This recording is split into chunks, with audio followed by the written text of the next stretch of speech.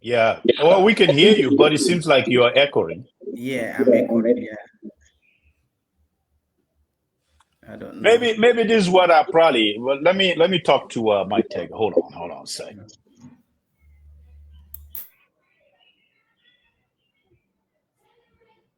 Are you guys logged in on any other devices? I'm not logged in any device, to be honest. I'm not either.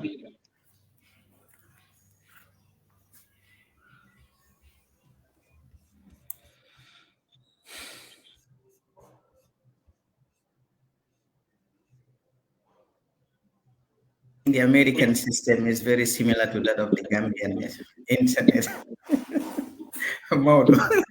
We're fine. I'm in my office and I'm okay here.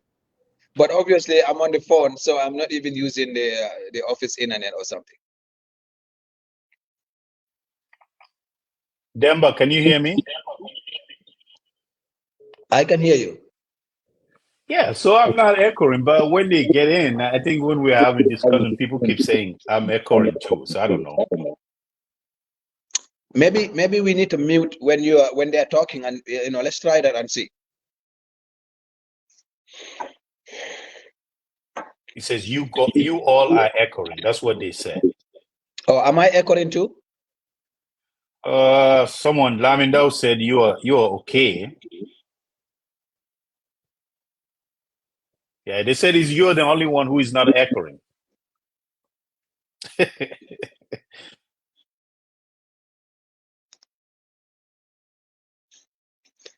All right. While you guys are watching, let me eat my breakfast. Sorry.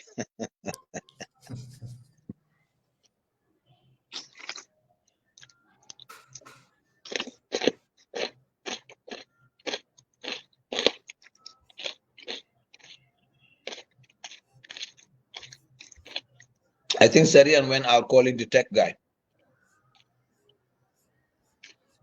Yes. Yeah, because I'm still echoing, and oh, am I not? It doesn't look like I am now. I don't hear any echoes anymore. I mean, Yeah, I don't either. Maybe the people who are listening are hearing. I don't know. Or maybe it's Saria, because no, when I was echoing, I could hear it. But Mr. Jang, are you echoing too? Can we hear you? You are on mute. It's mute. Mr. Jang, you are muted. He's mute. Nobody could hear you.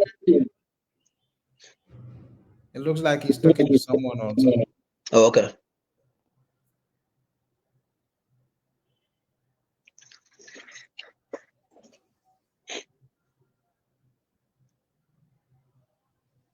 Yep. All right. Are we all good now? Well, I don't know. It looks like it looks like Mustapha, you are not echoing, so which is good. It looks like I'm not.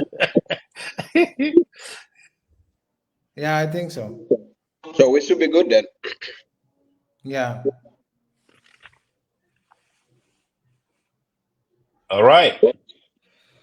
Yeah. Mustapha, go ahead. Now, I mean, what I was trying to say was that the money that was paid to the media was not necessarily meant for a particular, in my opinion, it was not meant to fulfill a particular purpose for the government, other than having journalists do what politicians want them to do. They hide behind open government. But the idea of open government is not government telling people what it wants to tell them. The idea of open government is for government to release critical information that citizens need to have about their governance and release that to the public. That's the idea of open government. is not to say the office of the education minister decides that this is what the people need to know. So we go and hold the town hall meeting and tell them that. No, that's not how open government works. So you don't get to media houses, 4 or 5, and say, oh, we have signed an access to information law, and we want you to help us now reach the public or our government citizens regarding information about governance. In the first place, the contradiction is how you sign a contract to promote access to information law and refuse to publish the contract. That's the first contradiction. Now, the second contradiction is that you don't get to sign access to information law. You refuse not just to give citizens the information, but also even the media houses, the document also fail to publish. And it's elementary in journalism. When you sign a contract, whether it's advertorial, content, we have the list is long, that you tell your audience that this content is paid for. So, and media houses started implementing this contract without telling the audience. I didn't follow the media houses that much. That's why my story didn't focus on media houses. But I found the process that the government took to award this contract very out of order. It's disturbing because, one, there was enough time for this contract to be taken to the parliament in the budget. And if it were put in the budget, the lawmakers would have had enough time to scrutinize the document and decide whether they would it or not. This did not happen. Why? They had time because the government, political leaders, and this was a political decision, an NPP project, a government project. It was a loss. NPP shopper that is what brought about this. So this is not a public, it's a political project. Now, but this political project in January last year. So the very reason why we didn't have it in the budget, and remember also that they in fact secured the GPPA approval on December 1st. But they started the GPPA project, I believe, in October. The first draft of this was produced in June. So the only reason why it was not was because the government never wanted this public in the first place. Because the budget is the worst place to hide anything. Because when you hide anything in the budget, you're taking it to the worst place. That's a bantaba. You don't do that. They didn't want it. That's why they put it. They refused to put it. They ignored putting it in the budget. And so they went and used what is called environment. Now, environment is not, and this is a mistake. It's like if you procurement issue, they say, oh, we get an GPPA approval. GPPA approval is law in itself. GPPA is established by law, act in accordance with law. So the GPPA approval itself. So the fact that you approval does not necessarily that what you've done is right. That's one thing. The second thing is that environment. Mustapha. Yes. So they said that you are echoing Bluetooth on or no? Now you are sounding like those.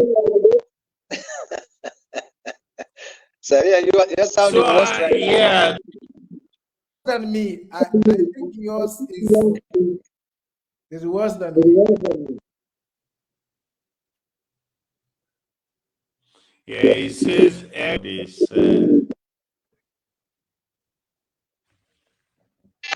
So let me, Sulaman, how about you? Can you Can you mute go ahead? everyone? Can you mute everyone except me and let's see?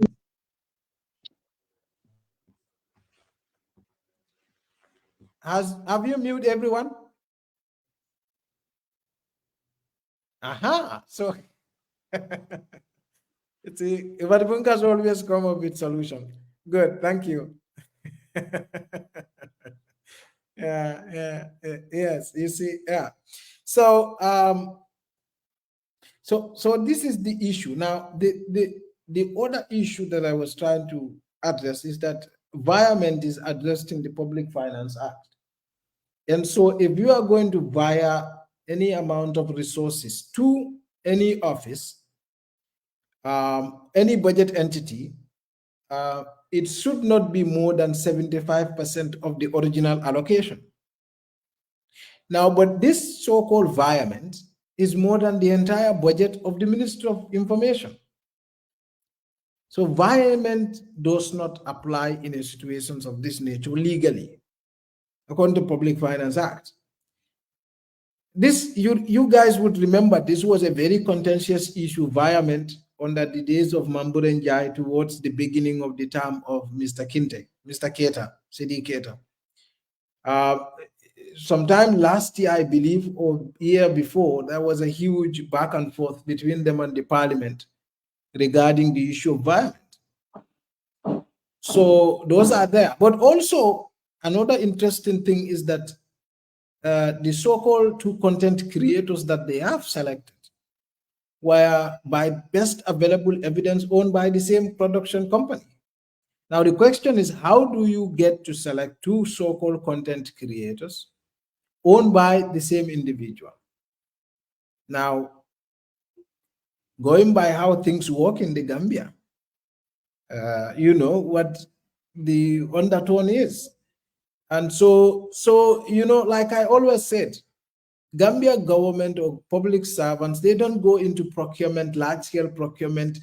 We are building roads, we are buying cars. They don't do these things for nothing. They do these things because these things are large kickback schemes, all of them. That's why nobody can convince them to do anything productive. It will always be building roads, building schools. It will always be construction and buying cars. Because these things are huge kickback schemes. They are contracts that are largely, hugely inflated. And you've seen that in a lot of cases. And that is why, I was saying that when it comes to access to information does not require showmanship. And that's what the Ministry of Information is doing. It does not require turning the Facebook page of the Ministry of Information into a website or a news publication platform. It does not require ministry to run do you know messages on Facebook. All that it requires is that government has appointed, and this has already happened, appointed information officers. Access to information is to empower those information officers with adequate information to be able and have the authorization, the right authorization to share information. Now, I deal with information officers probably more often than the information minister. And quite often, if not in all cases, the informations I seek, they don't have answers to it. In fact, in most cases, they would rather rely on me to tell them what the truth is. Because the information officer, for example, of Ministry of Information does not have this contract, this media contracts. He has no idea what's inside it. But I have. But he has no idea what is inside it. She cannot answer my questions because she does not know what to say. Now, while the minister is running, perambulating, as they say, in different media houses and all these places, I have questions he could not answer. Now, when I sent my questions, he said I should send the questions to the permanent secretary because he was not there when the contract was signed or when this whole thing was. But yet he was in all the media houses talking all what not, but he couldn't answer the questions I have. And that's the difference between information that the public needs to have and information that the government wants the public to have. Now, the journalists he is facing, those journalists have information that Ismaila wants them to have. I have information that the public needs to have. That is why he does not face me. Instead, he faced the people who have information the government wants them to have, because that information is the convenient one. That is the one you are, no, yeah, this is access to information, you know, we signed this contract so that, no. But they do not take him meticulously from the beginning, that why didn't you take it in the budget? There was enough time. Why didn't you make sure this was advertised? Why did you make sure this was taken through a so-called, how do you call it, the procurement process they've adopted? The procurement process that they had called, sorry, I lost a thread of thought. There was restricted. Exactly, right? exactly. Yeah, restricted tendering. The other question, why did you take it through a form of restricted tendering? Because restricted tendering is not a procurement process that applies to every situation. Say, for example, the Gambia government wants to buy a jet engine, and there are only 2 companies in the Gambia that build jet engines. Now, Gambia government will be obliged, or will be right, to go to those 2 companies and take quotations from there. Restricted tendering applies to situations where the services the government is seeking are specialized in nature and available in few places. And even in such situations, you have to go, they said you have to select at least a number of 5, where a few is available, or I think something like that. But you have to select a pool and then come to select within those pools. But in this case, they just went to few media houses, which they secretly contacted and not tell others. Now, I didn't bother so much with questioning the ethics of taking this contract or not. I mean, media houses can deal with that themselves. I'm a journalist myself, so I don't wish to, I do not want that back and forth. My focus was merely based on the process that was taken to give this contract, and that process is wrong, and in most cases illegal. And I think if government opens an investigation into this, they will find that it's fraudulent and kickbacks are paid. I believe that by best available evidence. I think yes. I think this was a kickback scheme. It was nothing short of that. The other issue is that if they have allocated 41 million, because in February they paid, after the contract is signed, they paid 20.5 million, which is half of 41 million. Now, this project total cost is 40 million 100 and I think 35 or 45,000. Now, where is the 800,000 going to? From what I had, I sent this, I require an answer to this question, but they didn't say. But I heard in the rumors that they said it's administration cost. Administration cost? You are paying people working in the Ministry of Information for implementing this contract after getting salary? Is that the case? For $800,000 a year, sorry? How many people are this?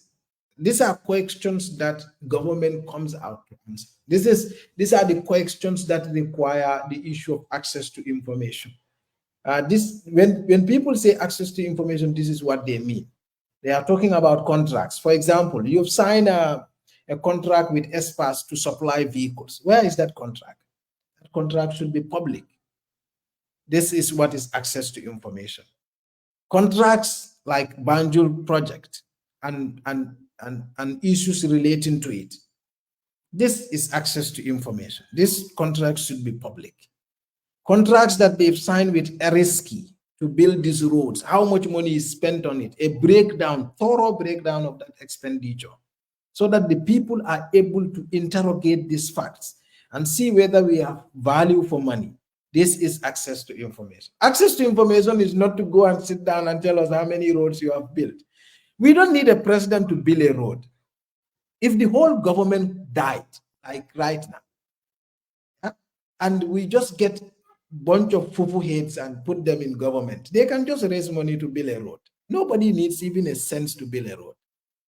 You just need a government. Government is a liable payer of debt. Everyone knows. You just go to a bank or go to any other institution, seek a credit facility, and build a road. You don't need to think. Yeah. So those don't come and bring a minister and tell us how many roads you built. This is not access to information because the people already know those roads are built. The fact that you build the road is not news. People are seeing it. But the content of the contract that you've issued, how much money you've spent on it, those monies, breakdowns of it, how much, who it goes to, the contract, how it was issued. Is it issued to someone who is very close to the president? Is there any conflict of interest? Does anybody get a kickback? This is what access to information is about. It's not about the, so you can talk too much without saying anything. And that is why it's convenient for government to do town hall meetings. When I sent questions, I sent 2 batches of questions to the information minister. And so he asked that I appeared at press conference. I told him I don't appear at press conferences. Press conferences are not for me.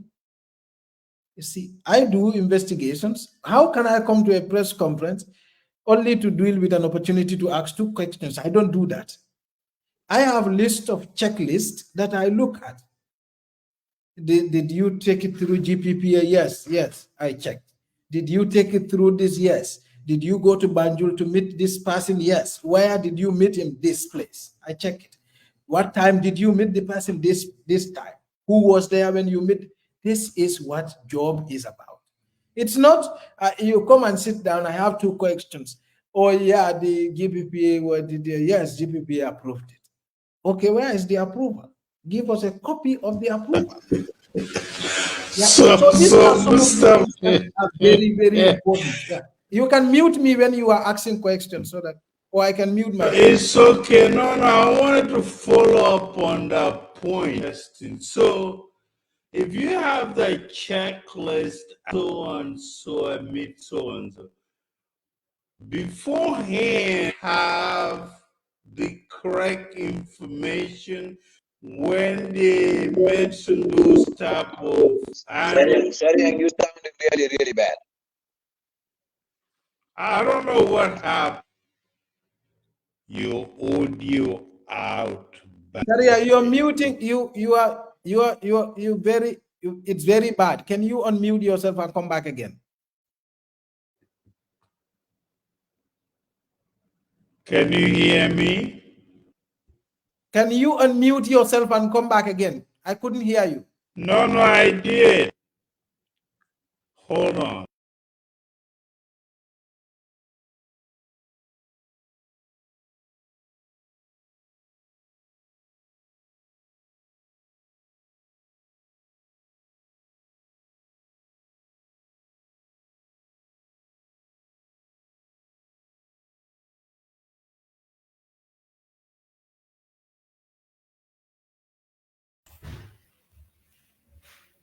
I think the information minister doesn't want you to be saying much today. That's why he's interfering with the internet. It doesn't want Saria to say much, maybe. Can you guys hear me? Yes. Yes, we can hear you. Sariang, you think the minister has not spoken to you so that you can mess the the internet? I don't know. And today, if this thing doesn't come out good, my boss will be all over this thing. He will like, oh, Mandega guy. They could not hear. It was all echoing. So he says, okay. He says it's good now. All right. Yeah. All right. So Mustapha, what I was asking is, you kind of mentioned something which is very interesting. So you have a checklist when you go in there and ask these questions. Do you get the correct information ahead of time or after they gave you their summation of their answers, then you follow up to verify what they've told you is actually accurate. Well, there are many, like all journalists, I mean, all journalists in all other platforms do. There are many ways to do it. You could just go at the beginning of your work to to to find out answers that you have questions for. Questions you have answers for the questions you have. But you can also go back after the answers and go back again. So when I went there was at the end of the story I did. So I went there to seek the answers. Now, but the problem is that, you see, that's why I'm talking about access to information and the importance of access to information. It is not government saying to the people what it wants to say, because that's easy. It is the critical questions people are asking about detail. Now, when we are talking about details, we are not talking about bulk stuff. Like you would come and tell me, oh, we spent 800 million on buying vehicles. This is not a story. I personally would not run that story because this is not information. Now, this is a very raw data that is grossly unprocessed. Like, how did you hire the person who goes to procure those vehicles? How was this contract decided? Where is the contract? Can I have a copy? Has the Gambia Public Procurement approved it?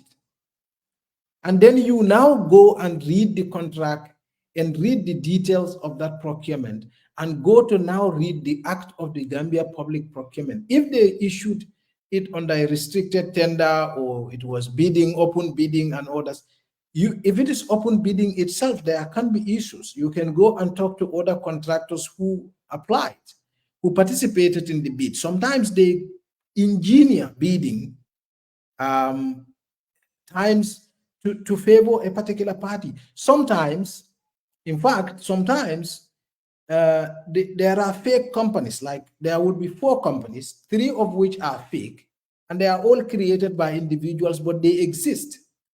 Do you see it? Like, for example, I gave you an example of 2 content creators, which are reportedly owned by 1 person. Now, they create also in similar situations fake companies where people will bid, and you will see through bids, you will see through company names, and you are going to see true numbers. Now, if you check these numbers, you will realize that the one that wins actually has the lowest. But these ones were deliberately cooked so that this one that wins to appear very normal. All these things happen in procurement in the Gambia. So if you are telling me about a procurement process, give me data that will enable me to verify it. Do you see the point? Now, this is this is what access to information is about. It's about giving a person available, good, correct, available data that he can use to go and verify the information that you give. You see, and so when part of the reasons why government is so much like press conferences, because nobody can get anything from a press conference. Press conference is a chaotic environment where everybody just gets to have maybe 2 answers to very complex, vexed questions. So if you are an investigative journalist, press conference is just not where you go. It's not your thing. If you are also a journalist, I mean, you can go to a press conference maybe after your story and get to have an opportunity to ask 2 questions. That's if you are frustrated.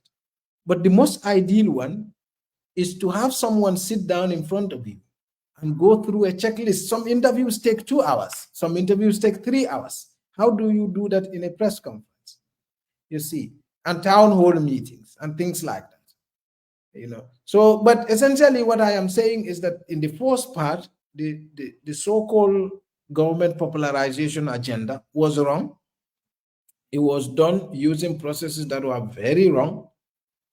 And I think that it needs to be investigated, if not thoroughly audited. Um, and the other issue is that the access to information posture that the government currently have, that is not what you do when you want citizens to have access to information. Yeah. All right, thank you, Suleiman is being every morning when I wake up in the morning. I see Suleiman doing a lot of write up, and what we discussed, Suleiman. Thinking about 2016, and we were all happy that there was a change of government. We said we got rid of dictatorship and we aspire those to build on those democratic gains. But down the road today, that is kind of not what we're seeing as time goes on. Lack of transparency, government not being open to its citizens. And Mustafa highlighted a lot of issues in terms of even awarding those contracts to promote government agenda.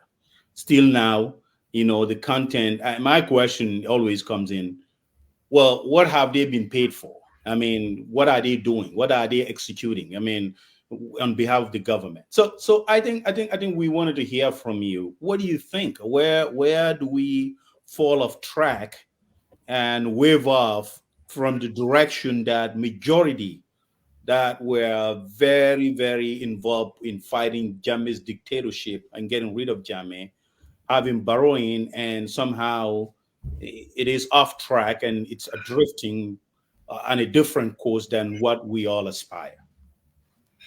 Yeah, I think to be precise, one can say without any fear of doubt that uh, the whole thing began to change when Barrow started affiliating with the then Jammeh enablers, people like Fabakary Tombong Jata, people like Sidi Njai, and a host of others.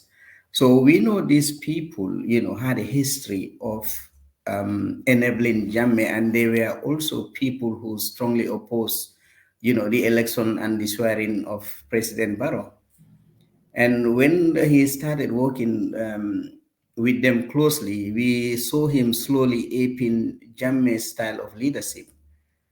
So we saw the weekly, press conference that he used to have at State House, all seas. And then we started hearing him talking about the diaspora as not being useful as he used to claim.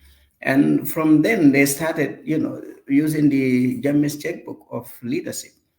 Um, I believe every ministry has an information officer. And like I said to a couple of the ministers that I chat with, it's always important. It makes your work a lot easier if this officer comes out maybe weekly or, fortnightly and organize a press conference and inform people what the ministry, was doing, what successes it has, what is its constraint. If a minister travels abroad and comes back home, they should hold a conference and then, inform people where the minister went to, why he went, what did he achieve, etc. So these would make it a lot easier. But when information is not accessed and leadership is not transparent, it creates, what you call rumor. People begin, to insinuate, to say things, to spread things around. And that way they would come around and say, oh, these people are haters, or these people, don't have the information. But they're sitting on the information. And the only reason why they're sitting on the information is because they are scared that when the truth comes out, people would see that, they've not been doing what they elected to do or what they appointed to do. But most of them are just there, as Mustafa highlighted. It's like doing things, behind camera, wherein they would access kickbacks, etc. So that's my observation, to be honest. All right, thank you, thank you. Demba, the other question. Am I echoing?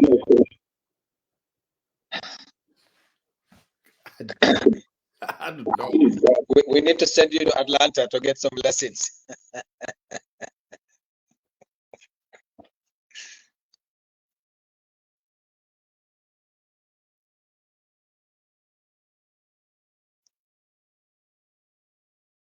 And if you have a question for me or something like that. Hello? Let me mute. But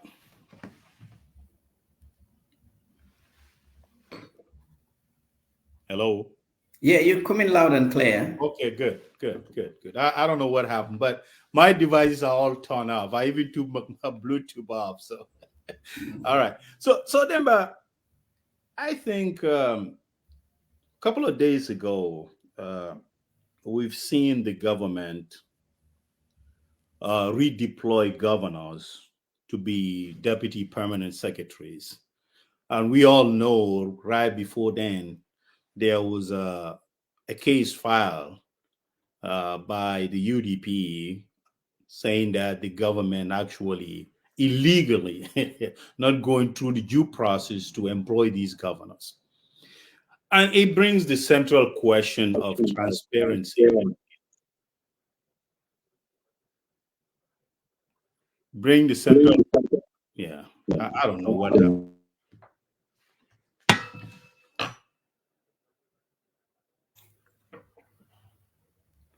Go ahead. I am muted. I think it's the muting. Go ahead. I will mute when you finish out on mute. Okay. All right. So, the government we've seen, it kind of plays into the theme that we were discussing: lack of transparency and openness, thinking that they can circumvent the system. And thinking of that, what is your take on that? I mean, obviously, these folks are redeployed. I think what they sense is maybe they are trying to kind of not be, beating that maybe UDP is going to win the case at the courts, and the best way to do it just to circumvent the system and bid before that verdict comes around. But I want to hear from you what you think about those type of processes or the way of running our government, because at the center of all these things, if someone is qualified and it's that person, he or she is a bona fide Gambian, he's eligible to be employed at all costs. But the fact that people are not being employed or hired through the right channels, it brings a lot of scrutiny and discussion. And I'm not sure, what do you think about that as well? Well, Sadian, thank you very much. I mean, my take is that the hiring of most of these people, if not all of them, were illegal. Okay. So I keep emphasizing this government always do things backwards. They hire these people illegally because, I mean, a lot of Gambians did not even realize it's like what Mustapha is saying. These governors are public servants. They're civil servants. Okay. They're supposed to be appointed under the PSC, not the president. The president have no business appointing these people. There is a commission, a public service commission. These people are supposed to be appointed from that. Okay. So now that this lawsuit has been filed, they realize that, you know what, maybe we messed up here. So we're going to, resent or move these people, and just try to monkey up, the process again. I mean, the president has no business appointing governors. Okay, I mean, the governors have been misused to be political appointees, and they are political operatives of the president. But they're supposed to be, they're supposed to be appointed under the PSC. So, I mean, Gambians are supposed to know these things, and the PSC or the PMO was supposed to raise hell for the appointment of some of these people that are illegal. I mean, Sari and you and I know, we all grew up, we know redeployment of permanent secretaries here and there it's not new. It's been done as far back as, founding of our republic. But the main reason for that is that if you realize that somebody has some kind of, expertise, some kind of competence, like technical skills, and, they were appointed in the Ministry of Tourism, but actually they need to be under the Petroleum Ministry, you redeploy them and then you bring them over there. So governors are, at the same level as our deputy permanent secretaries. The governors are supposed to be training levels to the next level. Saria, you've been in leadership, and you've been in HR or in procurements. I mean, I've been in HR for so long. We know institutional memories are so important in running an institution. Having people there that have been there and they know about the ins and out of an institution. I mean, because running an institution is not easy. Being a leader is not easy. Permanent secretaries are there to run these institutions. They're supposed to be technical advisors. So, I mean, if you realize that somebody is incompetent in that field, they don't have any competency in that field, you can move them around, to where their competence is. But that is putting the cart before the horse. That was supposed to be done in the first place. When they were nominated, they were supposed to be appointed. That assessment was supposed to be done, and some gatekeeper somewhere, the PSC or the PMO, is supposed to say, no, this person is not competent. They don't have the qualifications. They don't have the leadership and the experience to be appointed in this position. But no, these things were done. So now that a lawsuit, and this is why I've been advocating for us as citizens in the Gambia to have, a movement or a group that would have, citizens for the defense of our constitution. If we realize that something is violated, the constitution is violated, people are appointed, or something has been done wrong, we can go ahead and file a lawsuit. And as a result of the lawsuit, that's why these people they revisited this and now they're correcting course. I believe that this is what's happening. They're correcting course because some of these people, or if not all of them, were appointed illegally in the first place. And now they're coming in and scrambling again. What is the purpose of the Ministry of Justice or the Attorney General advising the government or the PSC in order for the appointment of these people? So it's just our government is backwards, and the people don't seem to understand how the government is supposed to work. But going back to what I was talking about earlier, in a corrupt society like the Gambia, right? Sometimes it is good to move people around, because then you don't want to you don't want to you don't want people to be there and they're playing favorism and all that kind of stuff, right? Because once they know you are here, like you are the governor of URR, my Fuller people would start going, and you are a Fuller guy over there. They start coming in and then enticing you. And in the long run, you get swallowed into that system if you're not a competent or an honest citizen, and you start doing something illegal. So if you move to a different ministry, perhaps somebody else coming in would be able to dig into the process and see. And this is where whistleblowers are so important in any government. We should whistleblowers and say, this is what people are doing in here. But what this government is doing is, like, for example, the CEOs of the area council. Somebody is being accused of embezzling or corruption, and then you take that person and you move them to another council.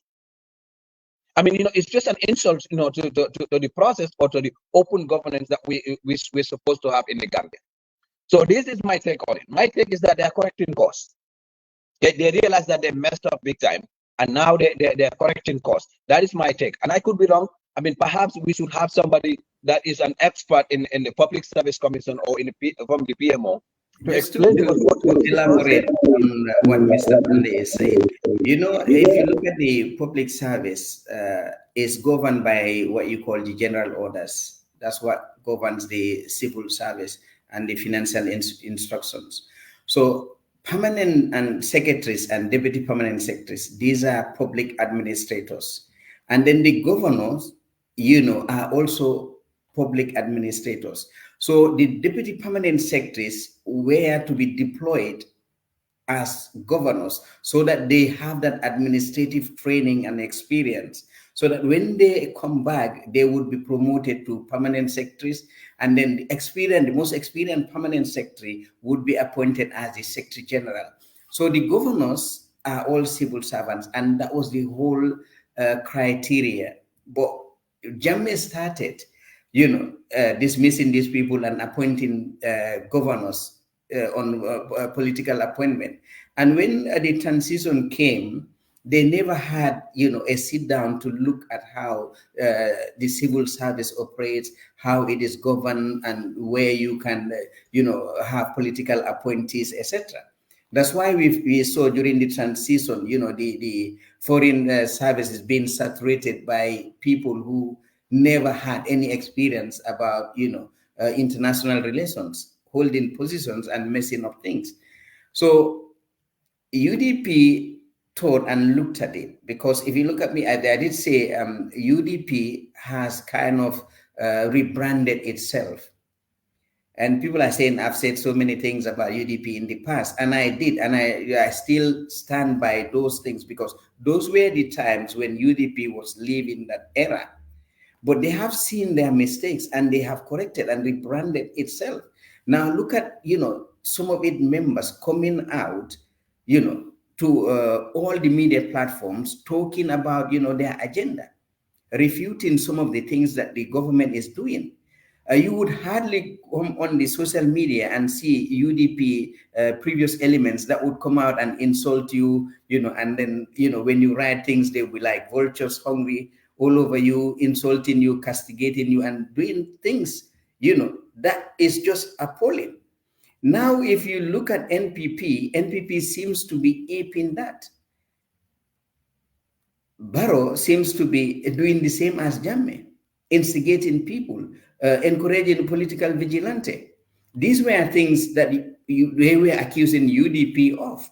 But now you can barely see UDP, projecting itself, in that manner. What they are doing, they look at things and say, okay, this is wrong. Government is not doing it right. Let's go to the courts. And once they go to the court, Barrow will realize, we are found out. So let's try and change this, like they did with the governors. Before the verdict come, and then, he is saying, he said, let's, just work quickly and then resolve this thing. Even when the verdict comes, we can turn around and say, yes, we have corrected it before even you made the choice. So that is vindicating themselves, trying to excuse themselves from blame. But already, or any intelligent or serious citizen would understand the mess had already been done. And if UDP had not taken them to court, this thing would have continued. All right, thank you, Suleiman. So now I guess the baton has been passed on to MPP now. So the militancy. So I hope the cousins are listening. So Mustapha, what is your take on that one? Because what conclusion have you drawn in terms of the redeployment of governors to be deputy permanent secretaries and in various ministries?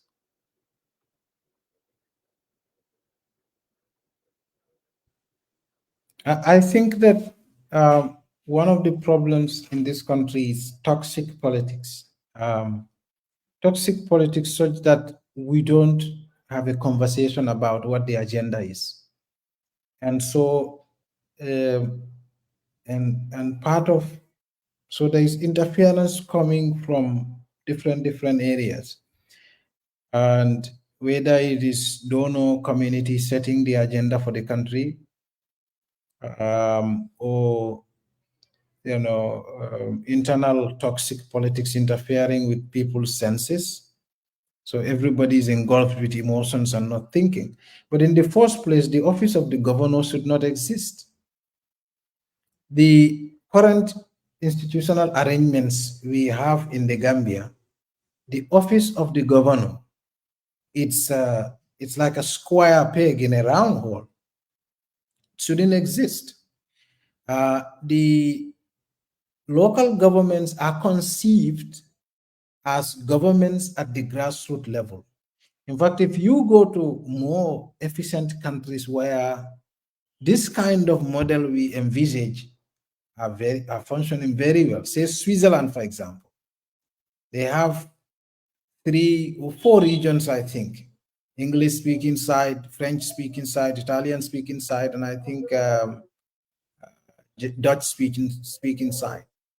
Now they have regional governments that are all functioning almost independently with their own revenue generation methods and with their own implementation, the development implementation. Now, regional governments are supposed to function like that. In a normal country, this central government should be dismantled. It's a dead weight on the economy. It's a dead weight on. We could utilize our regional governments, populate them with very capable staff. Let funding be. Let central government be in charge of foreign policy, the military, and some of the things that governments in a federation are taking care of. And then we put all the money, we take development to the grassroots so that it's handled by regional governments. The governor is useless. Governor actually has no job to do. You can ask anybody. Ask them what do governors do? Nothing. Governors, they sit and take salary, and they have a bodyguard and all of it. Governors do nothing except representing the president in the region. And that's why the president is so busy about creating governors, even where governors don't exist. Banjul and all this, because president just does not want to work with regional governments. Do you see my point? This governor's office should not exist. It has no use. It's a political office that only the executive rely on for whatever, to fire alcalos, hire alcalos, intervene in some domestic issues, which can all be handled by the councils. There is nothing in the regions that cannot be handled by the councils. KMC should strictly be for KMC to handle, the mayor to handle. The Brikama should strictly be for the chairperson to handle. The same for LRL, the same for all the regions. Governors are useless. They shouldn't exist in the first place. So I don't see why there shouldn't be a problem with this. The problem we have is because there is no balance. The president just, once his president comes from a particular party, he cannot work with people from another party. And this has been a problem in the Gambia for some time. And so once you get to the office of the president, you are still an effective holder of a political party office, such that you are too busy with two mandates to keep your party in power, which is not your mandate, because once you are elected, that's no longer your mandate. Your mandate is already there. Mandate is already to govern. Once you are voted, the mandate is governed. But now that you are an effective holder of public office and an effective holder of your party's chief executive office, whose mandate is it to get your party re-elected again. So you are caught between these two agenda, and quite often they don't work hand in glove. I mean, politics on one side and being a president for everybody on another side. You see what I mean? So yeah, for me, the office of the governor shouldn't exist in the first place. All right, thank you, Mustapha. So I think the elephant in the room got to come out now. We talk about the toxic political environment, and recently, I think the president went on a, call it, industrial tour, and some of the utterances that were said create some type of controversy. And I think, as the chief executive of that country, I think he kind of need to set the tone, and especially when it is a funded trip and a dialogue with Gambians. I think, at least he needs to be measured in his utterances and what he said, because what you say plays a huge role, especially if you have followers, if you have your party members, and this creates a controversy, and that controversy roll in. there was, response to what he said, and there was different interpretation.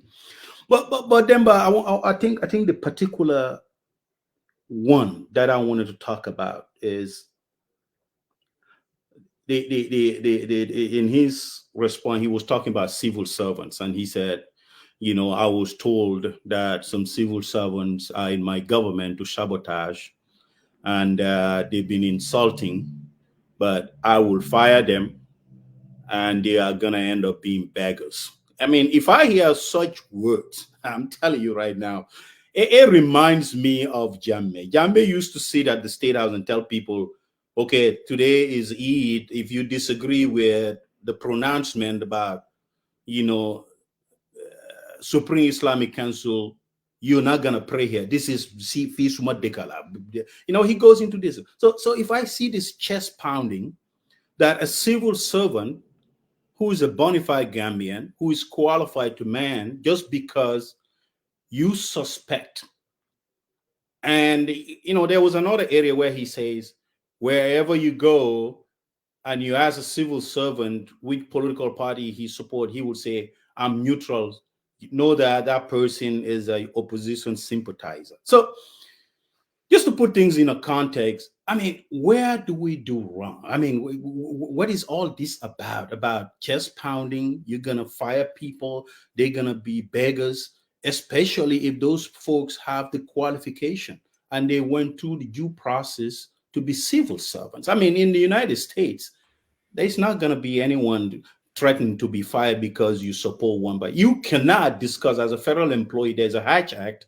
You can't openly discuss politics in the federal workspace and all that. That's against. But when political season comes in, there's a reminder. You go through training and all that just to make sure that you are reminded of your responsibilities. But besides work, you can discuss politics. You don't have to shy away from one way or the other. But when you hear the president saying such things, Demba, it's a concern, and I don't know what your take is on it. Yes, sir. Yeah. I mean, obviously, it's a very much of a concern to a lot of conscious Gambians. As Mustapha mentioned earlier, this president just cannot separate his political party from really, governing the country. Okay, it's mind-boggling when you hear this president. I mean, talking about.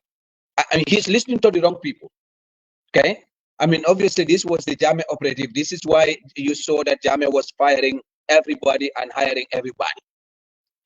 When I get to his office first, whatever I tell him, that he reacts on that, and then he fires people.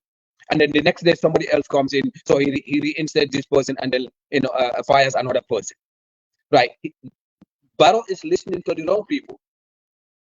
If you believe that the civil servants, some of these people are involved in politics, what happened to setting up the tone?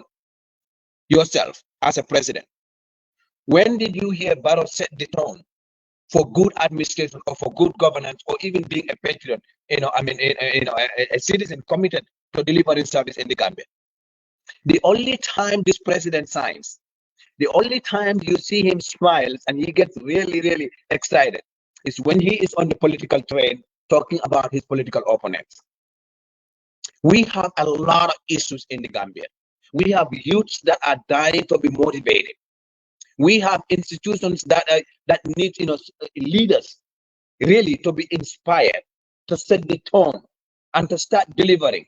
But this president, the only time you see him excited and smiling around is when he goes around to talk to, to stand on a political rally and start talking about his opponents. And it is very, very dangerous.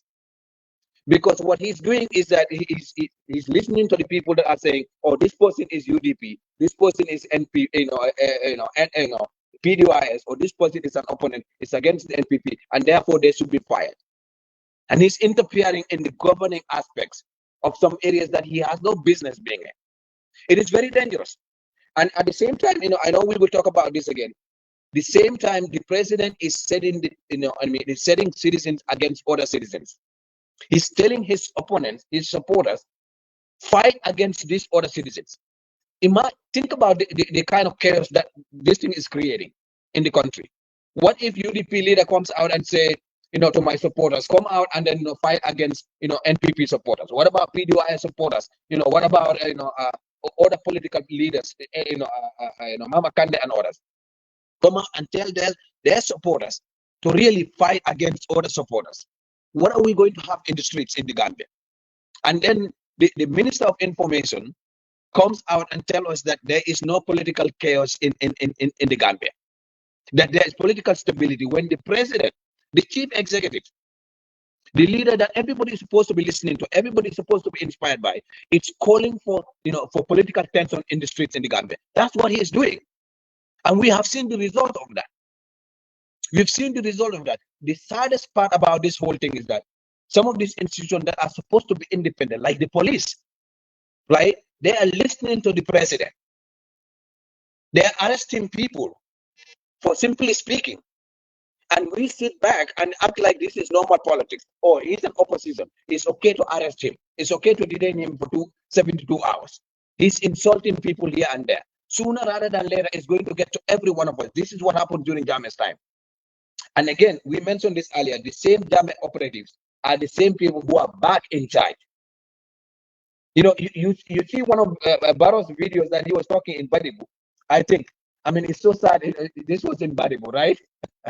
He used to be the strong opposition, Mustapha. This was in Badibu. You can see Sidinjai smiling.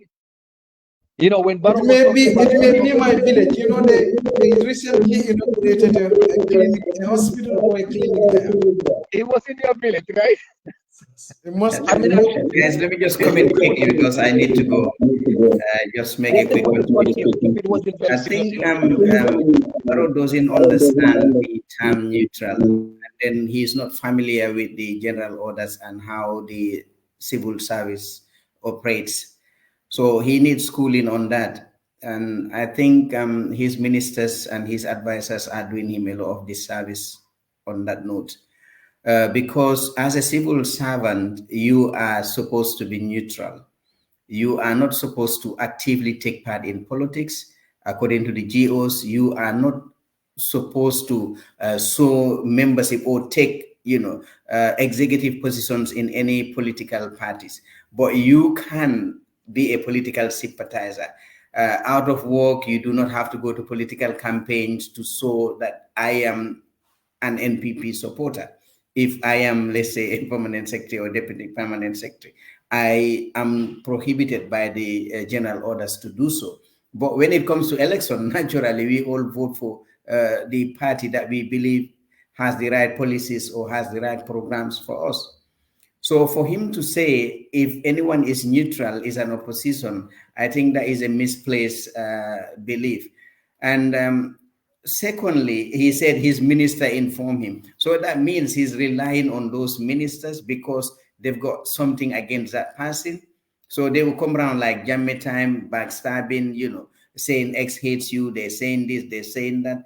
And it's a lot of things that happened because it's like, I get calls and I've got messages. They say, "Oh, you shouldn't be saying this. Why are you need to reconcile with Barrow? Why are you angry with Barrow?" I said, I didn't have any problem with Barrow.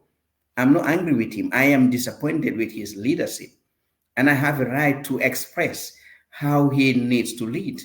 Because if I love Barrow and I want him to have a successful legacy, I shouldn't just be clapping and cheering him on whatever he does.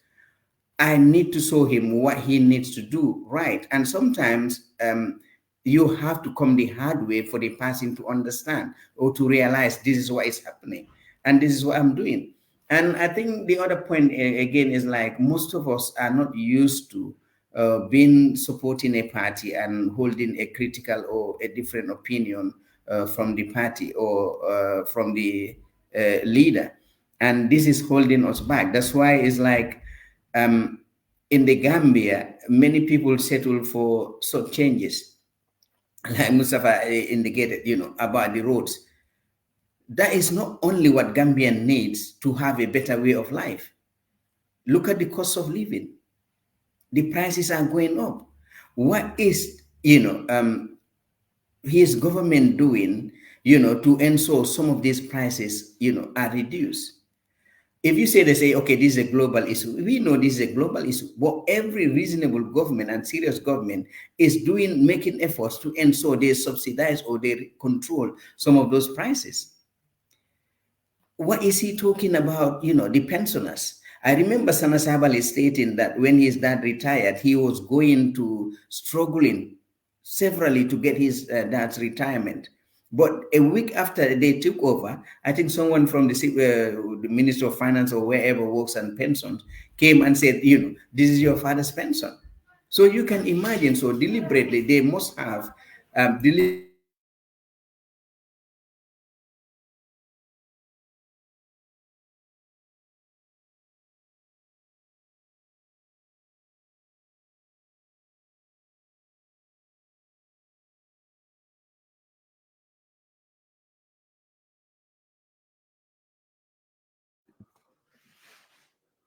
the government Suleiman. yeah, sorry, I'm just talking here. So anyway, I have to let you guys. I need to go because I've got some other things I'm looking after here. Hey, Suleiman, it was a pleasure having you on the panel. So Yeah. thank you for your time today.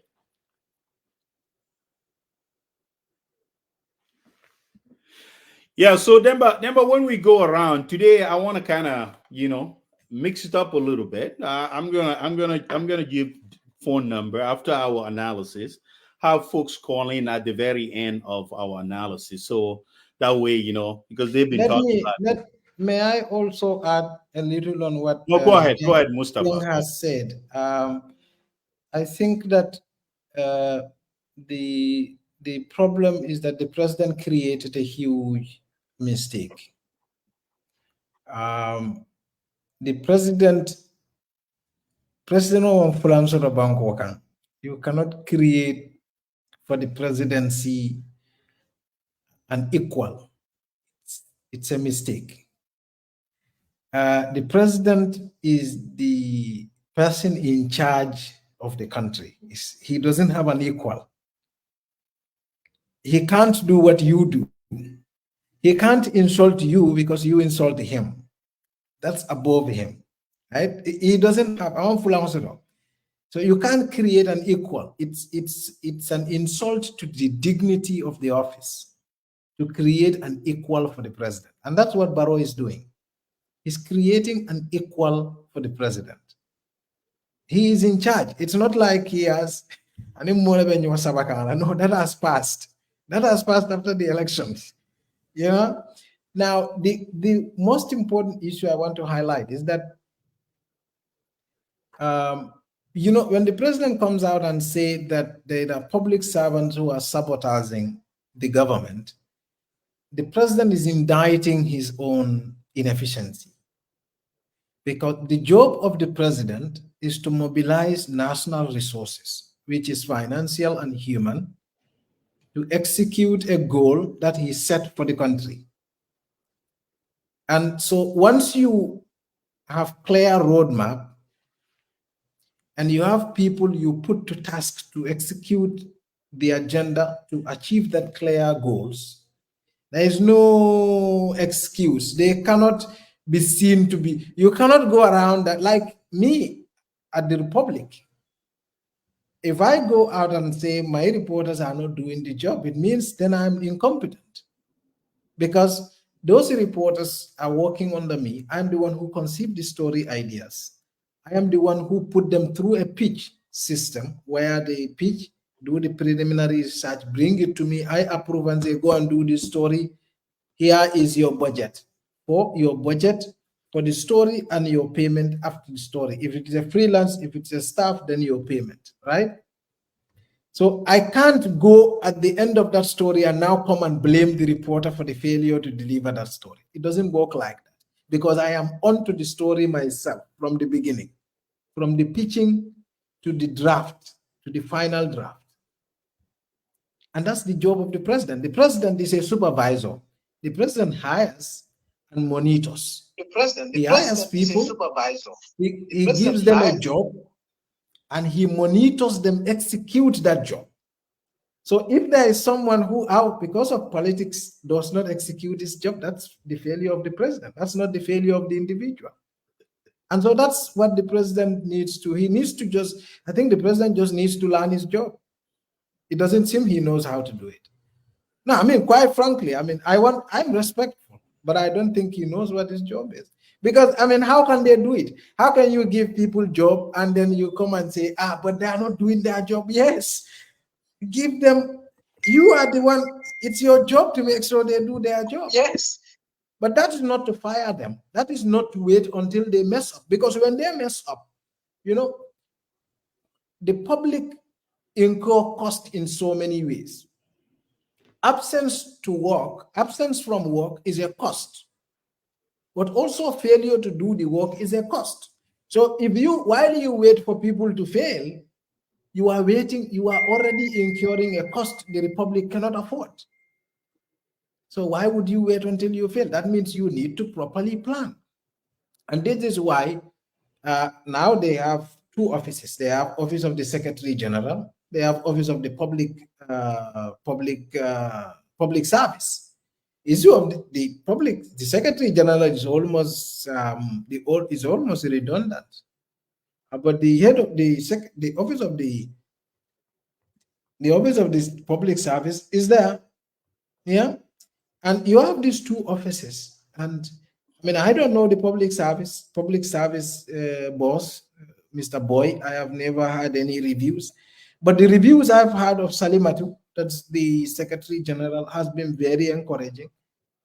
But they created public service office, and now the Office of the Secretary General, I'm not sure what they're doing anymore. But then that's it, Saria. So this is how government operates. And so if we have president running around telling people are failing to do their job because of their political affiliations, then that's a big concern. And that's not a big concern for those people. It's a big concern for the competence of the supervisor himself. Yeah, that's what I think so. And that's the first issue. And the second issue is they need to have reform also. You know, the current arrangements we have in the Gambia, you cannot do cosmetic changes, Saria. The system has been affected from independence to now. You know, it's you know, there is a reason why government, they don't buy used vehicles. Government doesn't buy used vehicles because used vehicles have a problem. You know, there is a problem with the oil, then you change that. Then there's a problem with the engine, you change that. Then there's a problem with the tire, you change that.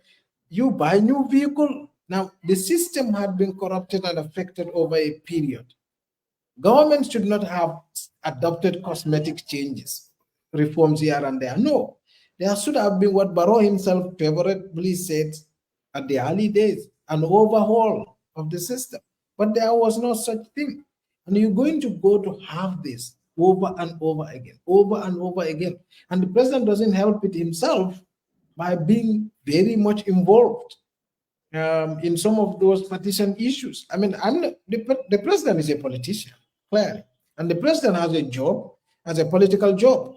You know? So, but the president has to see that fine line where politics ends and where national duty begins, because that mandate he is paid for. You see, and so those are the complex issues we are dealing with right now.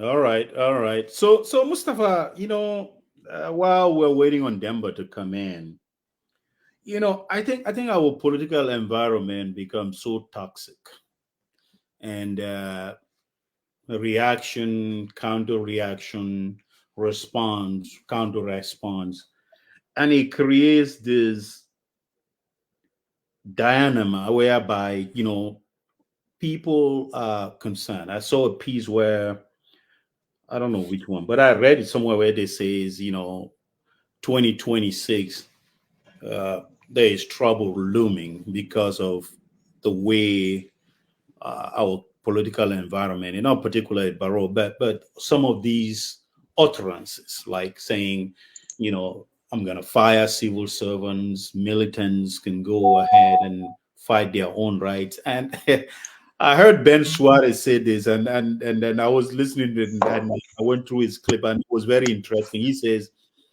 he's not really telling his militants to fight, but he's telling the police they can go after political opponents, and he has their back, which is which is very very interesting perspective. But why couldn't we as Gambians? Because 2026 we came together and form one, unified opposition against a brutal dictator and took him down. But now it seems like all that goodwill that brought us together somehow kind of, went away.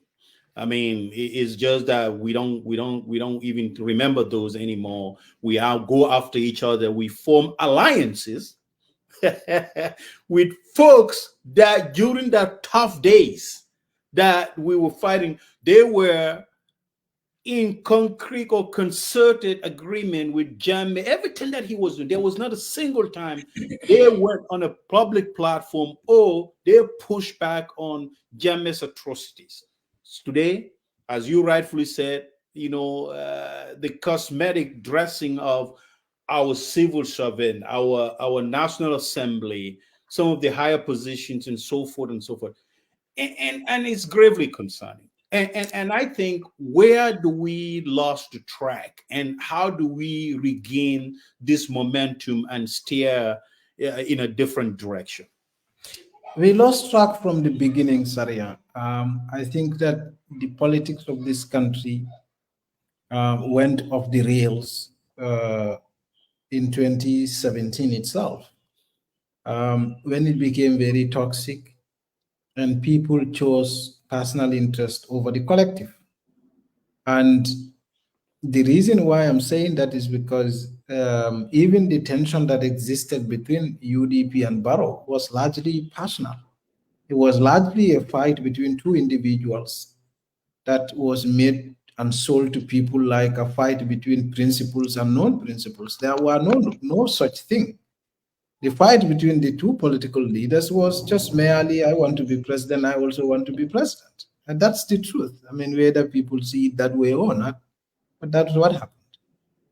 And so the problem started from the beginning. The problem that existed between UDP as a whole, when Barrow was involved also, and others, was also for personal.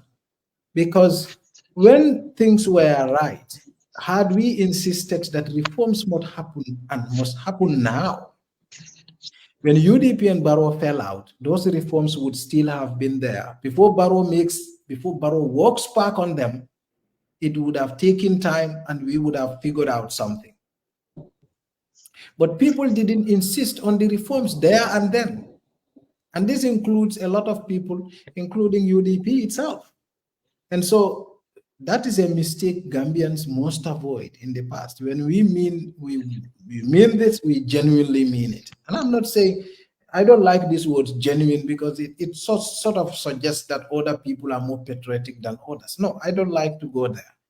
But my point is that had UDP taking its rhetoric seriously, we wouldn't have gotten to this point. That's the first point to make. The second point to make is that Barrow, after his fallout with UDP, became terrified. And because Barrow, after UDP, couldn't possibly have a political camp that is going to defeat UDP, had he not bring APRC, it's not possible. It's practically not possible. Yeah, it's practically not possible. It's like when you take a child that you have asked not to use a gun to a desert where there is a gun and he's attacked by a lion, he's going to use a gun and kill the lion. It doesn't matter what you tell the child is terrified. He has to find a way to survive. Barrow was terrified. His way to survive was to hold on to APRC. Was it morally right or wrong? It was wrong. But then what should an afraid person do? This is a lesson that people need to think about. And when Gambians are very emotional right now, even within UDP itself, nobody wants to be retrospective. Nobody wants to sit down and see where UDP went wrong. Nobody wants to sit down and see where UDP leadership went wrong. Because for them, no, we were not wrong. Of course, well. But then Barrow also has to take responsibility. He's not a child. This is a guy who came from UK to come and set up a business. So Barrow also failed to take up his responsibility, shoulder his own responsibility. And until today, people are saying Barrow is not advised well, he's not doing this, that is not on people, that is on Barrow. Barrow surrounds himself with people who are telling him what he wants to hear. Barrow is not being poorly advised. Barrow is being rightly advised by people he had choose for the advices that he wanted them to give him. There's nobody misleading him. No, we have to hold people by individual responsibility and stop giving people excuses. Now, Barrow mess up, and others are also messing up. Now, if we want to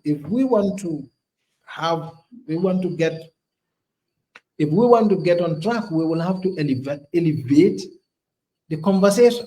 And by that I mean, when someone sent me Ibrahim Adiba's audio, a colleague of mine, what I told him was, this is a waste of Ibrahim's time and also a waste of my time listening to it, but also a waste of the president's time. Because you haven't said here anything very useful. You're just angry, and you went on an anger tantrum, and you said things that, well, there is nothing wrong with it in a democracy. In a liberal democracy like ours, Ibrahim should be free to express such opinion. But it's a waste of his time because those opinions are unproductive. They are not pointing out a flaw. They are not seeking to solve any problem. Now, but what is the problem? Why did Ibrahim do that? The president is the problem. The president went on a political platform and attacked Usainu Darboe, who is an elder statesman by Barrow's own recognition, not saying now, but before, and old enough to be Barrow's father. And Barrow says indirectly that that in our context would mean dementia. People don't like that kind of expression associated with their parents. And so when Barrow said that, Ibrahim, naturally, it would, as would anybody who considers Usainu a father, went on an anger tantrum and said what? Well, I ordinarily, if I had known that's the content of the message, would not have listened to, because it's a waste of my time. It didn't say anything useful, but he was justified because he was responding to what he thought was a message that should not have been associated with Usainu or should not have been authored against Usainu. Do you see the point? And that is why I said at the beginning that the president should know that the president has no equal in a republic. He is the one elected. Ibrahim Adiba is not elected. But the president is elected to serve everybody, and everyone he serves includes Usainu. Do you see what I mean? So the president knows Usainu is not his equal. Usainu has the right to criticize the ferry system. That's a legitimate right he has under the constitution and other laws of this country. Now, so if the president now takes that personal, and now, because when you said someone has lost a network, that has now nothing to do with response to the substance of Usainu's claims, which you could do, which you could even assign someone to do. So that is where we need to avoid. And what is the main problem? The main problem is we have not elevated the conversation. The conversation should be about issues affecting the people. And that's why I was saying what Ibrahim said, it's an unproductive conversation. Because it seeks to know, it does not address any problem. He was not talking about any problem that could solve anyone's problem. But he was responding angrily to a claim to what he considered an utterance, unbecoming utterance of the president, against someone he revered. You see, now if we elevate the conversation to issues and to issues affecting the people, we wouldn't be dealing with things like this. So that sedition would even be a law that's going to, we don't need a sedition. All that we need is to have a decent politics. And you cannot have a decent politics like a football game. You cannot bring Messi to come and play at Serakunda West Park because his level has passed that. But if you have politicians at the level of office of the president who have no formal education, only thing they can do is to call out people and insult them.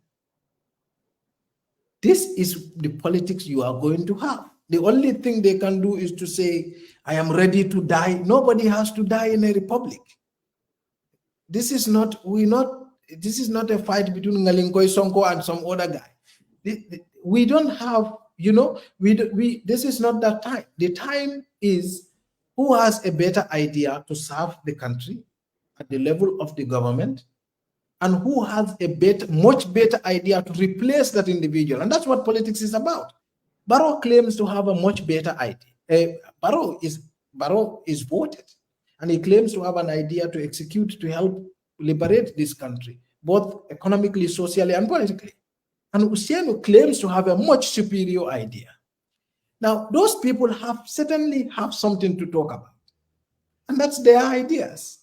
So it did not have to descend to Usiano. He doesn't have a network. You're saying Usainu has dementia.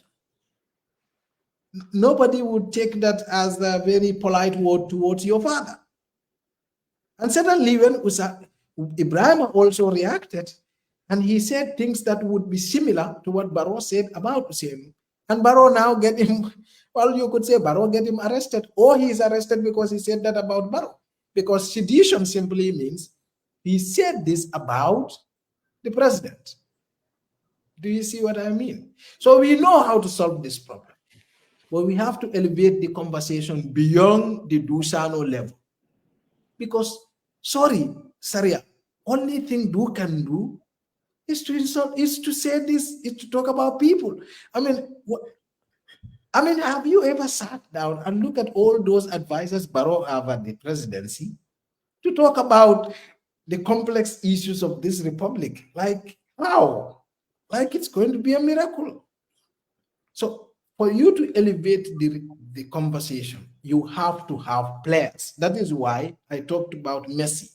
You cannot elevate Gambia's league with the current set of players that are there.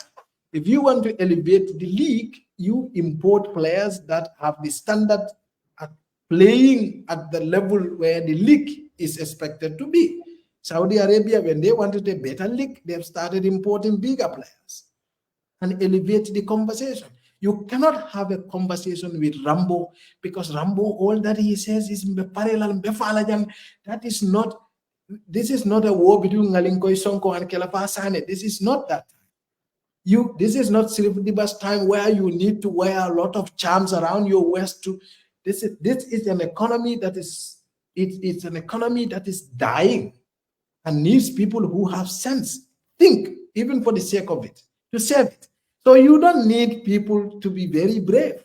You only need people to be sensible. And that's it. We need to have a conversation. Yeah. All right, thank you, Mustapha. Hey, Demba, what is your take? I don't know whether you heard. Yeah, no, I mean, I had trouble there a little bit, getting in and out. I mean, exactly what Mustapha said, what we're dealing with is a very, very serious matter. And people take this to be politics as usual, or they're just arresting an opposition and all that kind of stuff. I mean, what bothers me the most, if the person who occupies the highest office on the land, the people who everybody is supposed to look up to, it's hell bent on just getting into the weeds and just insulting elderly people. Forget about Usainu being your father or whatever. The reason why Ibrahim is arrested is because they say that he insulted the president. Is that right? How many people are out there insulting other elderly people in the country? And the president is the leader. He's the leader who is inciting violence. He's the leader who is provoking people. If you provoke people and they react to your provocation, what do you expect? So what Mustapha is saying, it's very, very right. It's like we need to elevate the game. We need some serious people to govern our country, to understand that what's happening to Ibrahim could happen to every one of us. Ibrahim is a father. Ibrahim is a student. They are wasting his time. Ibrahim is a businessman. They arrest him and they detain you for 72 hours and they charge you for citizen. And by the way, it's not only Ibrahim. There's another guy that was arrested, Silla, who in fact said that anybody that Barrow promotes dies. It is equivalent to what the president is saying. President standing in front of the whole nation instead of the whole world and just provoking and just, I mentioned this earlier, every time Barrow signs, the only time when he signs and he starts smiling, he starts, beating his chest is when he is on the political platform.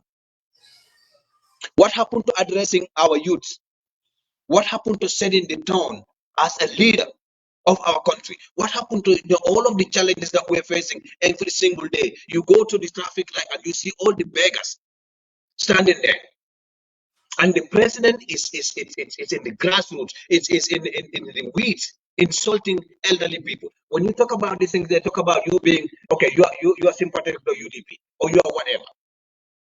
He hasn't only insulted the UDP, the UDP leader. He has insulted, every time you insult an elderly person, you are insulting your own parents. You are insulting every person who is listening to you. And you expect the children to look up to you. This is very, very serious. And the Gambians, we have to take this very, very seriously, Syria.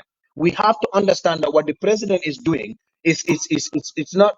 I mean, and Ibrahim Sankare and others go sit down at West Coast Radio and tell us that people are out there now, able to speak their minds, and we justify that. This is very, very serious. And I saw Madi Jobate chronicled, all the arrests from 2017 to now, including APRC, including what happens to one person is happening to all of us. What happened to Ibrahim could happen to you, could happen to me, could happen to anybody else. And the thing, they've been successful in doing this before. They were able to convert Mamadou Sabali into NPP, and they arrested him and intimidated him so many times. They arrested Dr. Sise and intimidated him so many times. They convert those people into their support. That's why they are doing this. But I think this time they got the wrong person, though. Because this Ibrahim has been there since he was young. In his teenage years. There are certain people that you break down. There are certain people that you cannot break. And just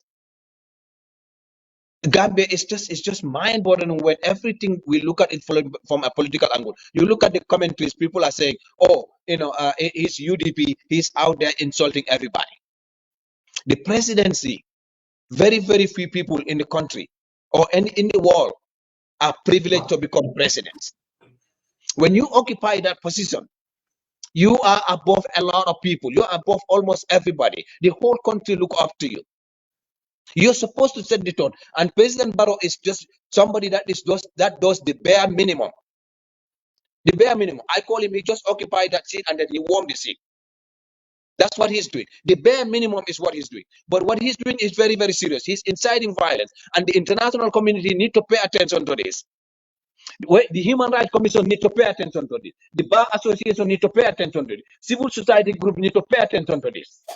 That what the president is doing is inciting violence. Because today, if you were to mobilize and go to Banjul police station or go to Kanifing, wherever the Ibrahim is, and they start to mobilize, what is going to happen?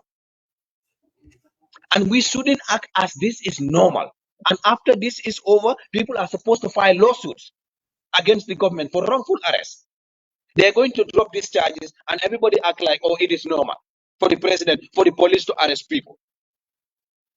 The IGP and all these people said it. This is very, very serious and we need to take it seriously. And every Gambian need to be offended about what is going on. And again, it's just, you cannot just imagine, everything we're like, you can trample on the right of everybody else as long as they're opposition. How many NPP supporters are out there online insulting people? Where were they arrested? When were they arrested? This country, we're trending on very, very dangerous grounds, and we keep acting as it is normal. It's one thing after another.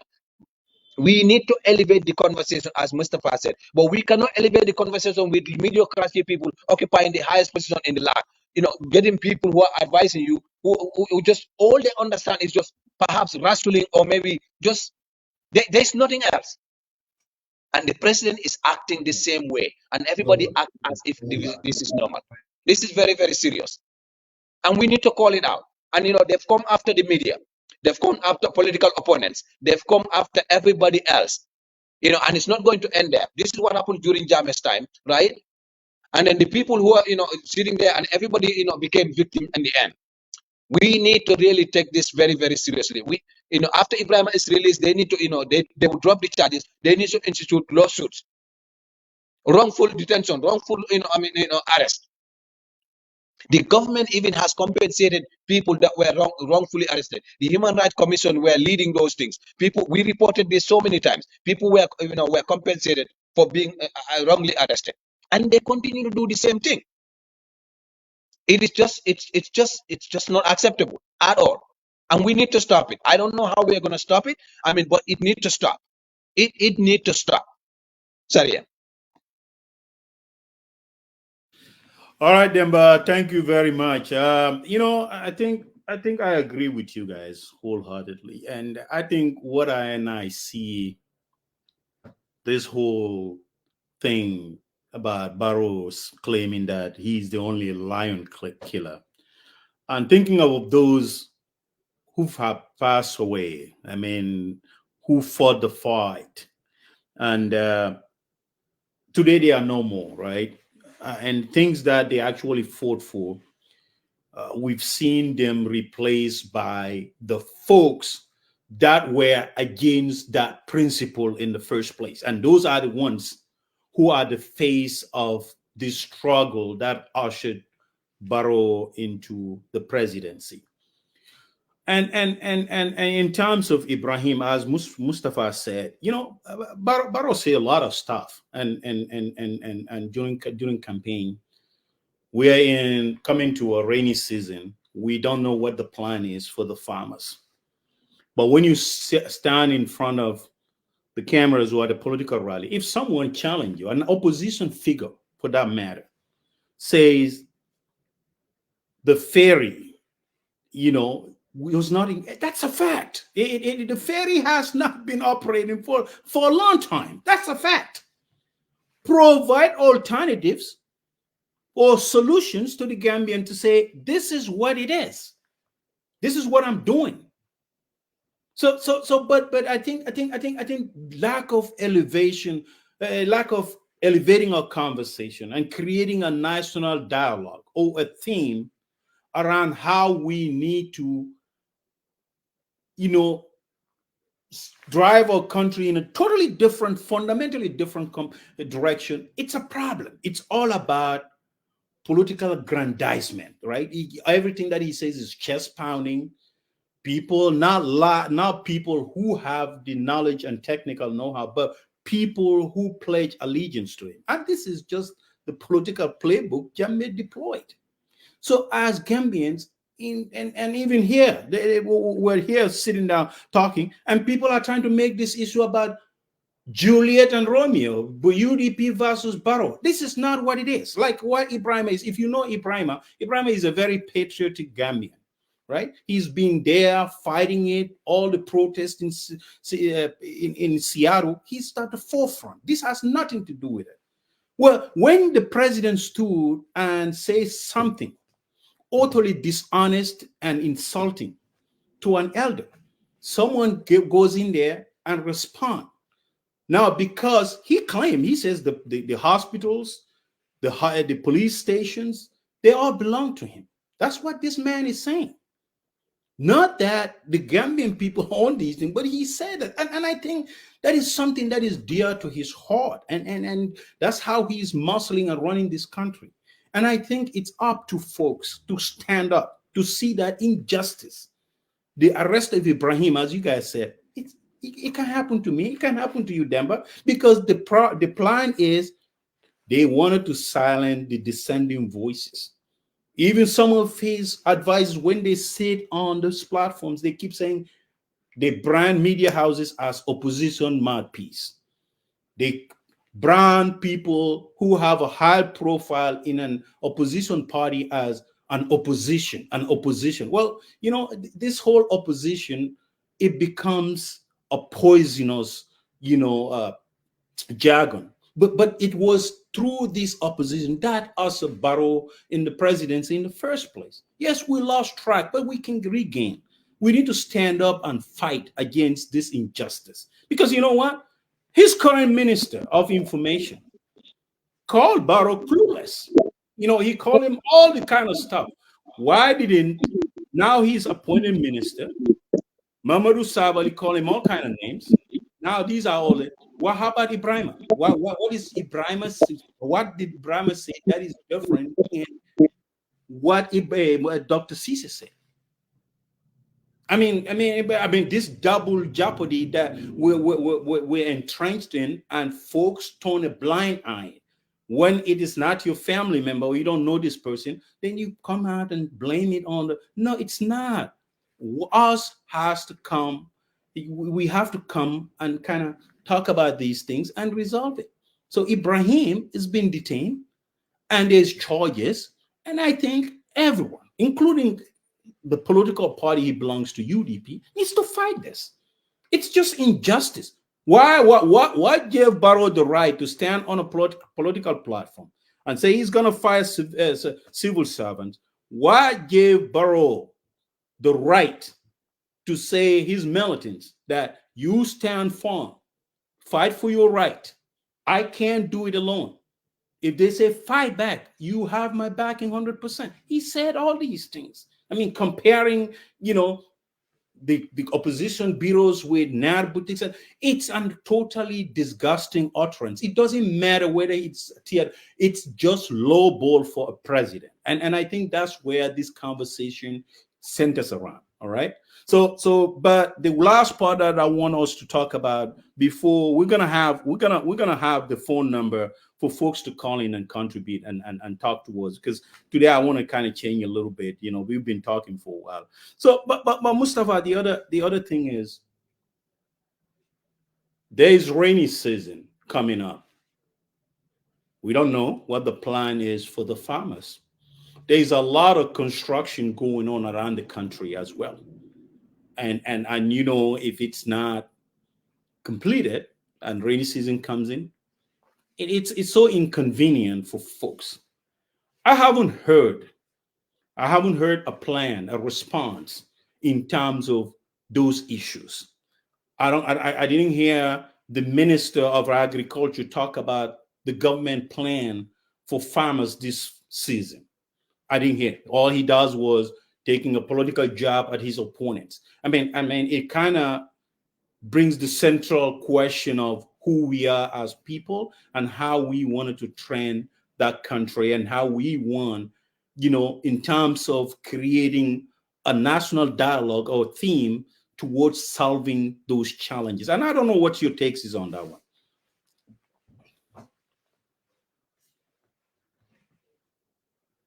On the first series of lamentations you had there about the Ibrahim's arrest, I think that what is happening in the Gambia, it's a product of our politics. Not just what government is doing, but also what opposition are doing. Opposition are not organized. They are poorly governed. And they have more or less the same issues that the government has. If you don't see this, then I don't think you're looking. And that's why also things that are happening. Like, for example, if there is a proper series of structures in place, the issue of Ibrahim's arrest would have been openly addressed, not what they're doing behind the doors, out in the open, addressed, as we've seen it in other progressive democracies. There and then, immediately he's arrested at the airport. What the political party concerned should have been doing would have been in the public place from one step to the rest. But yeah, but things are the way they are anyway. I'm not a member of political parties, so I'm not obliged to be very angry about that. But anyway, the other issue is that um, uh, regards to agriculture and what Ministry of Agriculture is doing. We've never had a plan for agriculture. In the Gambia, there are donor supports. What Gambia government has been doing is a routine from independence to now. When agriculture is coming, you provide farmers with some seeds as you have them. If you don't have them, then they buy it for themselves. Mostly from donors. If you have them from donors, you buy them seeds. Or you buy fertilizer and you give them fertilizer, which is mostly made from factory made fertilizers. After that, they produce, when it's rice, they take it to their houses. When it's groundnut, you buy them and take it to GGC, often at giveaway prices. And government complains of aflatoxin, that we can't generate profit from this fertilizer, from this groundnuts. For sesame, this has died. This is what we've been having from independence to now. Even when Jawara had a so-called agricultural bank, it failed because farmers could not pay. Farmers could not pay the loans that were given to them by agricultural bank, because one, you cannot have an agricultural bank giving loan to farmers who are subsistent. They are merely barely struggling for profit, or to have enough to eat. Climate change has come in. Agricultural extension is doing a little work. There is no much productivity. There is no much higher capital investment into production. Unless a farmer is doing a commercial scale production, if you give them money, you are setting them for failure. And so Jawara, naturally and predictably, the agricultural bank failed, collapsed on its belly, because it's giving loan to subsistent farmers who have very little help and very little productivity. They can barely make enough to eat, let alone repay a loan. Like, what kind of educated people do we have? And so it collapsed. In the end, they went and confiscated some people's tractors, some people's donkey carts, some people's donkeys, and sell them. But how do you recover such loan? And then the bank collapsed. This has been the problem with Gambia's agriculture from then. Now, what's the solution? Like, I am a different, I think that there is a socialist solution to Gambia's problems. Now, what Gambia government is doing is that it mobilizes huge amount of resources in the form of bank credits that is on the republic for certain businessmen to go into agriculture. These are capitalists. What is their goal? Their goal in agriculture is to make profit. When they go into agriculture with the money that we have either given them directly, or we have as a bank credit, we have allowed them to, we have granted them through a bank credit, and we have provided them the collateral to have access to those funds. So meaning, even if they default, if they fail to pay, we will pay. So in other words, the money is coming from us, it's coming from the republic. We give this businessmen, and this is already in the public. And these businessmen are the ones who are going into rice production and other production. For what? For profit. When they make the rice production, now, according to the current statistics, we are consuming little over 200,000 tons of rice. And how much are we producing? Around 46 tons, when the yield is very high, 46,000 tons. How much are we short of? 154,000 tons minimum. So we are counting on this capitalist, crony capitalist businessmen who have been mosquitoes on government from day one. to provide. I'm not referring to the people they've given, specifically given loans to. I'm referring to businessmen in the Gambia. Businessmen in the Gambia don't generally go into agriculture or capital intensive things like that, that are in long-term, a lot are long-term in nature, long-term investments in nature, because agriculture, you just don't go there today and you get the money today. So most of the businessmen, they are going into procurement and others. The reason why now all of them or most of them are finding it, the need to go there, it's because we've given them that access. And the question is, we're giving them the money. Who are also shareholders in those projects? Do we know? We don't. These days, people have shareholders, and I can own a company and register another son of mine who is a shareholder, but the beneficial owner is somebody else. But I can use the state to get them resources. Now, but that's besides the point, because let's leave speculations to other people. Now, these people are going to generate rice or other products, other agricultural products for profit. And when they take them to the market, what do economists say? They said in economics, market forces determine the price. And who are the market forces? People with money.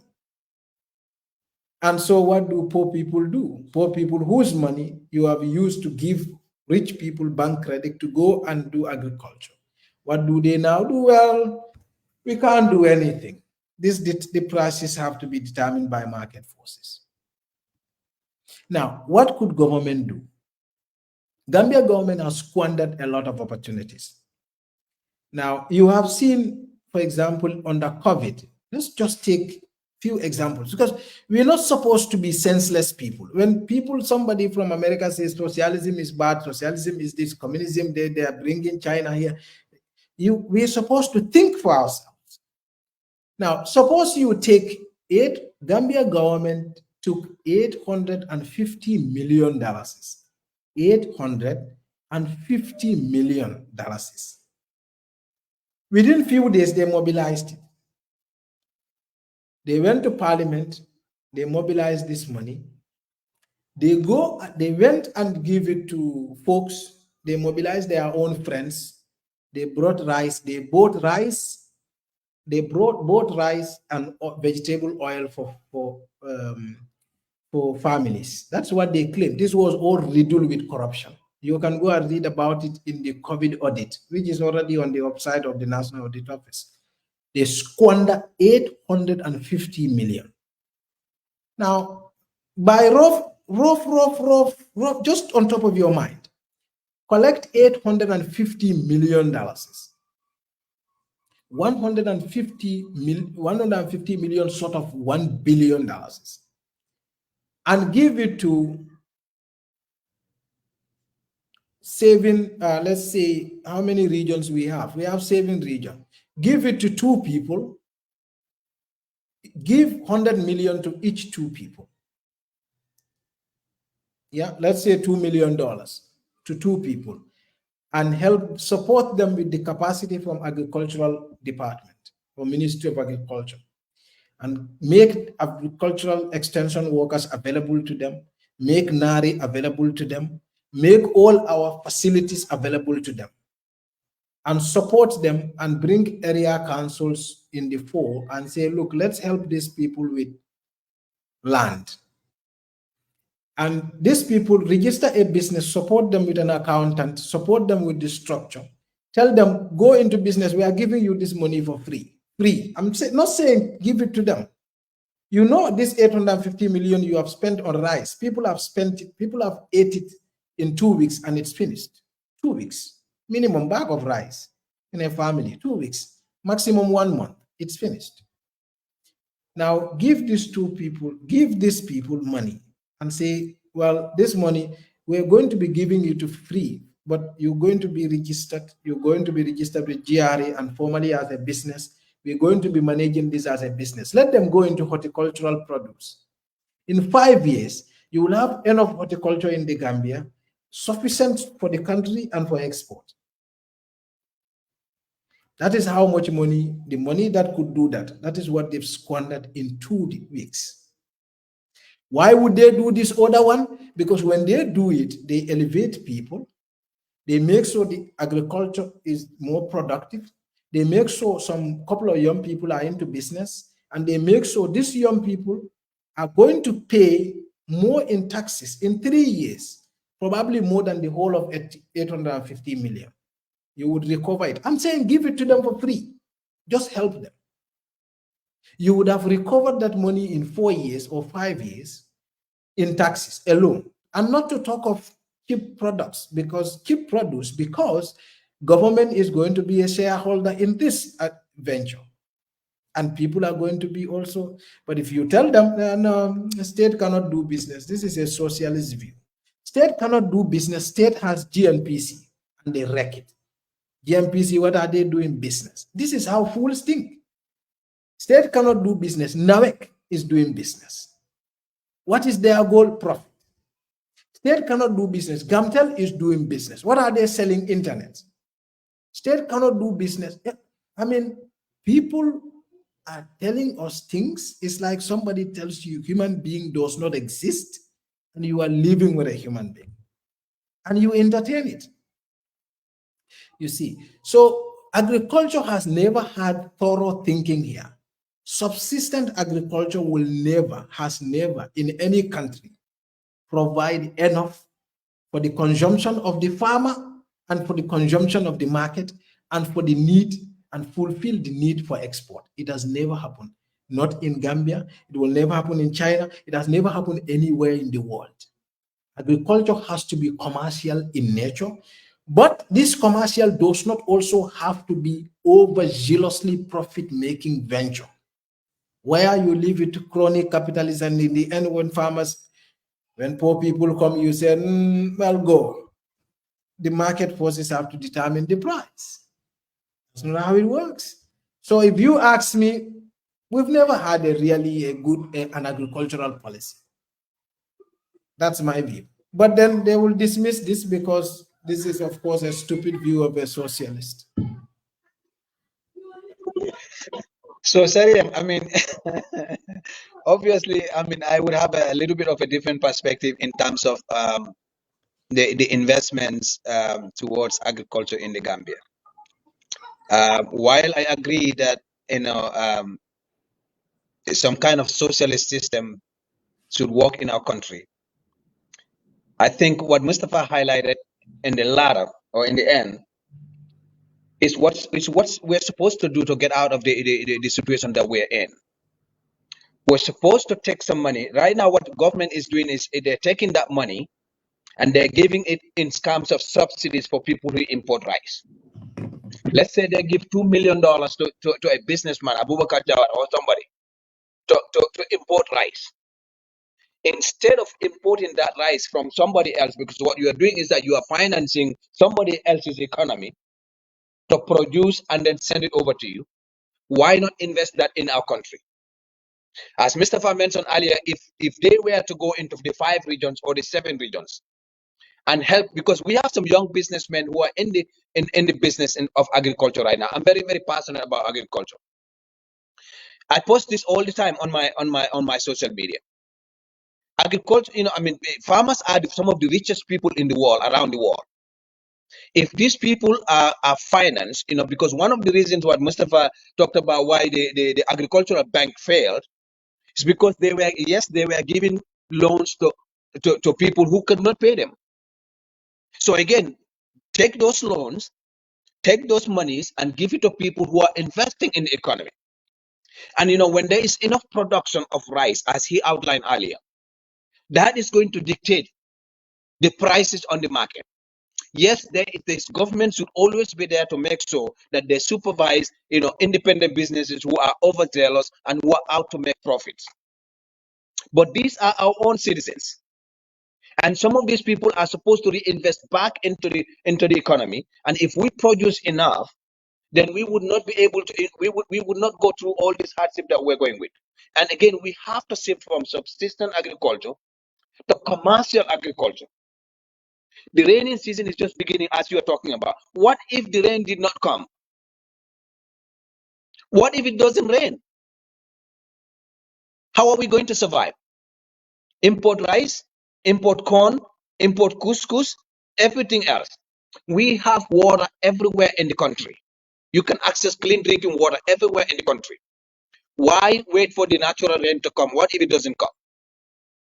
So, but again, look at how they are trying to address the problem. Who is the Minister of Agriculture? He's a pharmacist. He's a pharmacy tech. And agriculture actually has some of the highest educated folks that we've ever had in agriculture during Jammeh's time and all that. I don't know, most of those people have retired. But we could never break through to producing our own food. And it's because there is no investment, there is no interest. Agriculture has been, and this happens way back during the PPP. Okay, I know some families used to have 10 bags of rice during the rainy season. Tuse mano, 10 bags of rice. So agriculture was de-incentivized. People were demotivated not to go into farming because at the end of the day, even if you produce granite, for example, you could not sell your granite. It started way back in the PPP. They start giving you IOU notes. So half of the year, the agriculture would have the money or would not have the money to pay those farmers. And they were young graduates from high school. Suitcase or briefcase or they had briefcases full of cash. They're organizing, rattling jamborees in the provinces, giving all kind of parties, cash. That's what was being done at the time. That's how they kill agriculture in the Gambia. It was killed during Jawara's time. There's no question about it. So we have young Gambians or Gambians who want to go into agriculture. Government provide the incentives. Some of these things are very, very, very basic. I went, when I was there in December, I highlighted some young Gambians, like Yusfa Barrow. I mean, who has his own garden, 50 by 50. He produces oranges by himself. He doesn't have access to capital. If the banks can give him a loan, help him. He doesn't even have a borehole in there. He's doing manual kolongole bije. He's got a 10 more faneka. And he's producing, he's harvesting twice a year. There's another guy, a Jata, you've seen him, I mean, again, around the Gunjur area, producing a lot of these things. So what we need is to provide the capital, to provide access, and then have the government, as he mentioned earlier, have the agri demonstrators, have the the agri experts be with these people and allow private citizens, the private sector to produce. When they produce enough, and the people are able to, they don't have to spend all that money. I mean, right now, if you go to my village, for example, right, they're not buying onions anymore because of the garden that we provided for them. Imagine they have onions, they have pepper, they have potatoes, they have all these things. How much money do they spend at the market? Not much money. Our solution is that we need to invest where it is the most productive sector of our society. And again, it's not only the government. Even the opposition is not doing much about it. I mean, I know UDP had a plan that saying the Mobutu or whatever agriculture, 10% of it you invest into agriculture, 10% of the budget. How much will we invest in agriculture? It's not there. And these are solutions that are right there in our fingertips for us to be able to address. But we're not addressing them because, again, I mean, it's just, it's backward thinking. But I have a belief that, if you engage the private sector and you have an effective government monitoring, I think we can produce enough to feed our people. Enough all year round. You don't have to wait for the rain to come for you to harvest corn or to do your rice. Invest, allow the private sector to invest, provide funding for them to be able to invest in it. And again, that money that came for COVID, it was not supposed to go to government. Anytime you give it to government, they just some of the richest young ones in the Gambia or the richest ones in the Gambia are people who are project managers. They squander these things, this money like crazy. It's like they don't care. And most of these people are from the provinces. They were born there. They know about agriculture. Their parents could not even pay for their school fees, and yet, nobody seems to just be able to address our issues. We have a solution, and the socialist system is not definitely our solution. I believe that a combination of a socialist system. I mean, even in the United States, which is one of the wealthiest nations around the world, we have both a socialist system and a free market system. A free market system combined with social responsibility, caring about our citizens, would address would go a long way to address our problems. Thank you very much. Let me just add that you see this inefficiency, you see the corruption, the inefficiency, the lack of willingness to go into any area productive. It's not an accident. See, inefficiency, this corruption, it's also its own model. When you fail to do the right thing, the wrong thing becomes the right thing. It's by failing to create a system, it's in itself a system. So the one we have currently is not without beneficiaries. The people in charge of this system currently, it's working for those. It's just not working for the country. So it's not that there is no beneficiary of this current arrangement. And that's the problem. Until the people who are not benefiting, which is the larger public, recognize the need to take over their country because it's benefiting a tiny minority, then we will continue to be like this. This is not an accident. This is a system of its own. It's not that we don't have a system. We just have a flawed system which is created by people to remain this way, but to profit a certain group of minority. And that's what it is. And the fresh water you talked about, half of River Gambia is fresh water anyway. You don't need to take it from, it doesn't need to be groundwater. River Gambia itself is fresh water. Yeah, so they know. I mean, we've been here for 55 years. We've called this place Gambia. All of us know what the problems of this country are. We don't need intellectual, educated people. Like everyone is educated. We've lived experience for 55 years. So we all know. We just don't fix it because it's working for people who are in charge of it. And the people who are not in charge of it, they are saying we are weak, we are incapable, we don't have power, so they can do anything. Like the president can just do anything and get away with it because there is no price the president pays for messing up. The minister can mess up because there is no price he pays for messing up. Macky Sall, had Usman Sonko not put up a brick wall between him and third term, he would have gotten a third term because that's what he wanted. He branded him a terrorist, all kind of thing, violent guy, but that is how it works.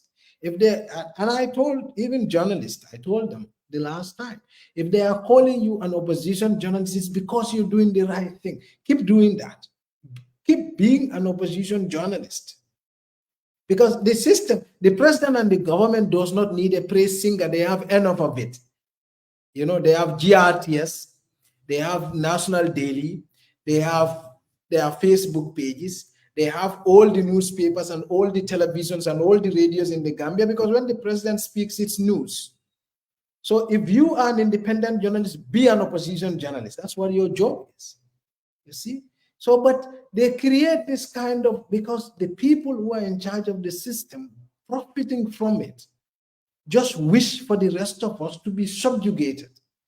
And they find other means, whether to break you verbally, or to use force to break you, or to condition you, you know, into some kind of mental slave. And so that's how all these things come about. And the Gambian people will have to educate themselves, because, I mean, all these things are not an accident. We have elected a president who until recently was struggling to buy an Infinity. Barrow had to barter his land for a vehicle which cost $400,000, right? But when Barrow declared in his first declaration at the IEC, he owned 16 cars. Vehicle nobody need. I don't need 16 cars. I don't even have one, but I don't need 16 cars. No one needs 16 cars, but that's what Barrow had. Someone who struggled to buy an infinity. In fact, in Barrow's own description, I need to have this because oppositions need to look dignified. This is what Barrow said. So infinity, which cost $400,000, was a huge thing for Barrow at that time. You know, he had a couple of compounds. Now he had built a villa in Mankamankunda, and he had built series of compounds. He had 2 villas at Taft Estate, which he declared, and he had number of millions in his account. Now the question is, the president's total income in a year is 13,500,000. That is if we calculate it by the current arrangement. Not when we calculate, because Barrow's salary was 170,000 a month for some time. But when we calculate it by the current arrangement, which is 255, I think, a month, it would be 13.5 million. How did he manage to have 16 vehicles and build a villa that he valued for 15 million and other things I have not enumerated? How? But the same president, when he comes to power, poverty level in this country was 48%, and now it's 53%. Do you see the point? And these are conversations that people need to have. Gambia is worse than Barrow has found it. No, but Barrow, ironically, is rich. And Gambia, that he was voted to take care of, is poorer than he has found it. I mean, but I'm talking about human development. I'm talking about poverty level. I'm talking about hunger. Now, if you tell me 3 in every 5 Gambians you've met on the street lives below $2 a day, which means they cannot buy 2 loaves of bread, mayonnaise, and 3 eggs. That's the dire situation in the country.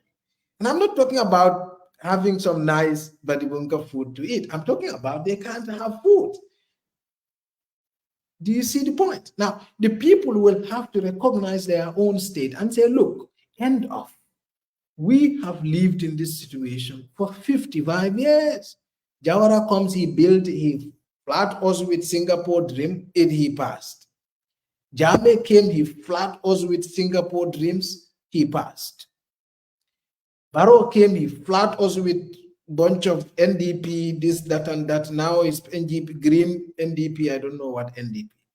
And he is passing. But what have the Republic gained?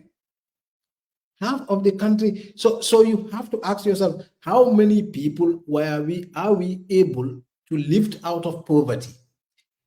Compared to how many people do we produce in addition? Like how many people get born? How many people leave school to go into labor market and not get jobs?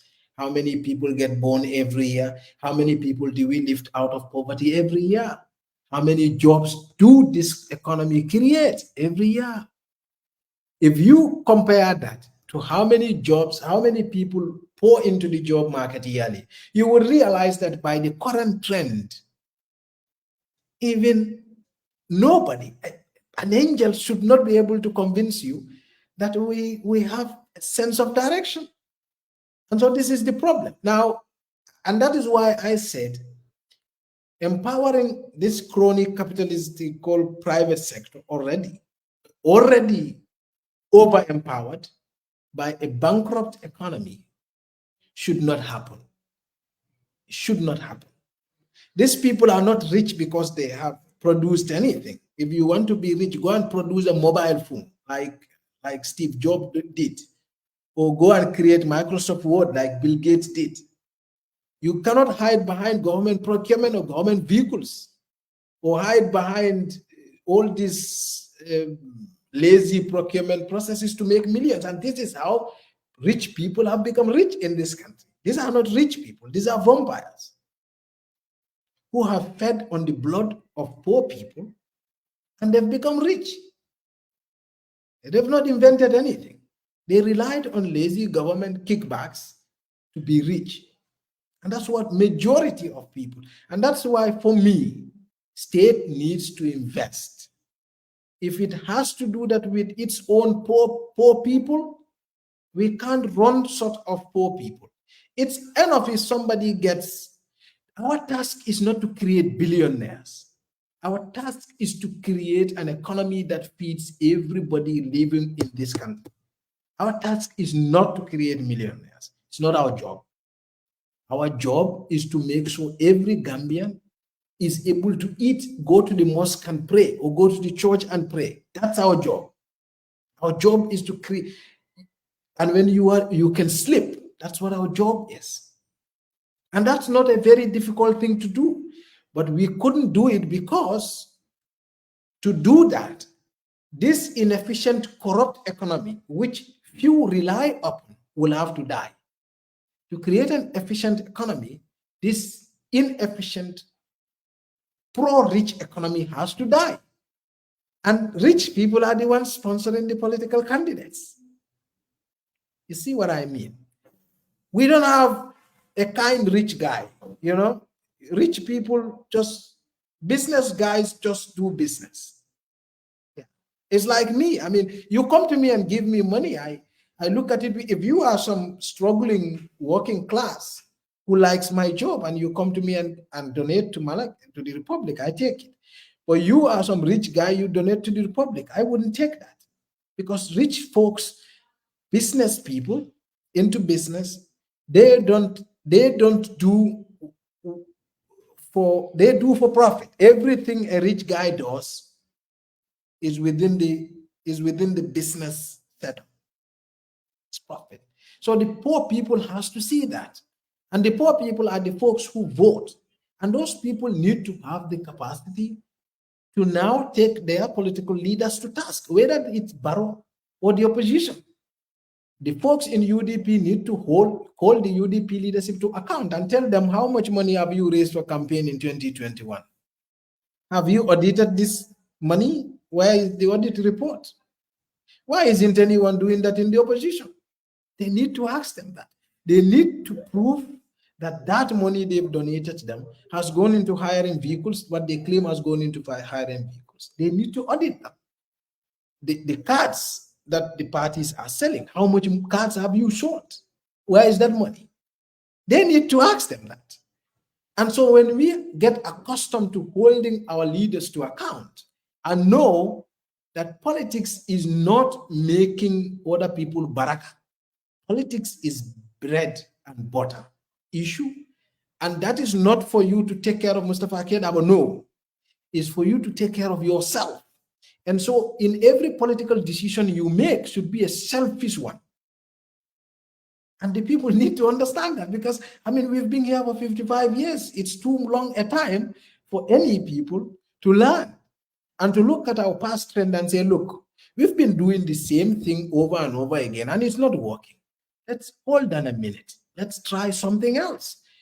It doesn't matter if we call it a stupid idea. Let's try it and see whether that one will work, because the one we are doing is already stupid anyway, because it's not working. So it can't get any more stupid, can it? What we're doing is stupid, definitely stupid. We all know. So it can't get any worse. But we have to change the course. Yeah, Mustapha, we got the first caller, and caller, go ahead.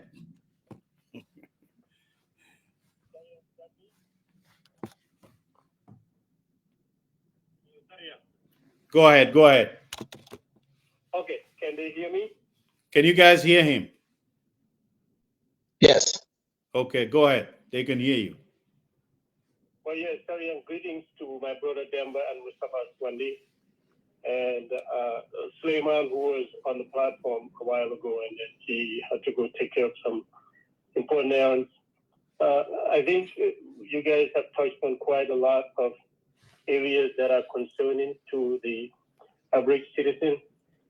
The most important of which is the inflation cost and how things are so expensive. And Demba has talked about that. It is very emotional that you go to Gambia now, it's difficult for you to enjoy yourself because you see so many people struggling. And that should be the overarching issue of President Adama Barrow and his government. What was the purpose of my election? If this would be a question in his head, what was the purpose of my election? And why did I negate the 3 years and indicated I was going to stay for 5 years? Because the Constitution gave me the power or the right. And then he went into elections, which the question becomes now. We've heard from Dr. Mane giving some tangible evidence last Sunday as to why these elections were claimed to have been rigged. That is out there, the jury is out. But the question he should be asking himself when he wakes up in the morning and goes to bed is, have I made people's lives better today? Have I made the lives of the average citizen much better than what it was yesterday? What are my yardsticks of measuring my progress? Not these road constructions, which Mustapha has said. These are not things that you make policies on and dwell upon. Anyone can construct roads.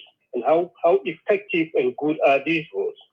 If the Mane guy who is in charge of the roads authority can spend his time going after women folk who pay taxes, who are the drivers of the economy, and Demba knows this, you guys know that, are being driven and just chased around town, kicked and arrested, women folk, the ones who usually would be paying for our schools. If I was in the Gambia as a young man, or any of you guys, Mustapha, we all know this, our parents were doing hawking. They were selling stuff on the street to help subsidize our dad's money for fixed money and the uniforms that we were wearing. The lunch food that they gave us. Tough construction would not have been tough construction today and a successful mogul at that. If his mom was not doing the things that Adama Barrow finds repugnant, using money to go about chasing our women folk and our mothers all around town, accusing them of violating the law. So the question needs to be, where is he holding himself, Adama Barrow? What is Adama Barrow's yardstick? Is he holding himself accountable? Again, we can chronicle, and these records are there. How many things has he violated? You bring the issue of the arrests that are being done. My question is, what laws are in the books that gives Adama Barrow the authority to seek to arrest an individual for making a comment that he may find insulting? What laws are there? If there are laws, how does Adama Barrow go about doing that? Should he go to a court? Because these are not national security threats where you can immediately arrest the person because failing to do so would be a threat to national security. But what gives Adama Barrow the right to arrest people who are political opponents, who tell him what he needs to do, that he is not doing what he was elected to do in the case of Madi Jobate and Dr. Cesar of all people? What gives Adama Barrow the right to say to an IGP, go and arrest so-and-so and lock him up?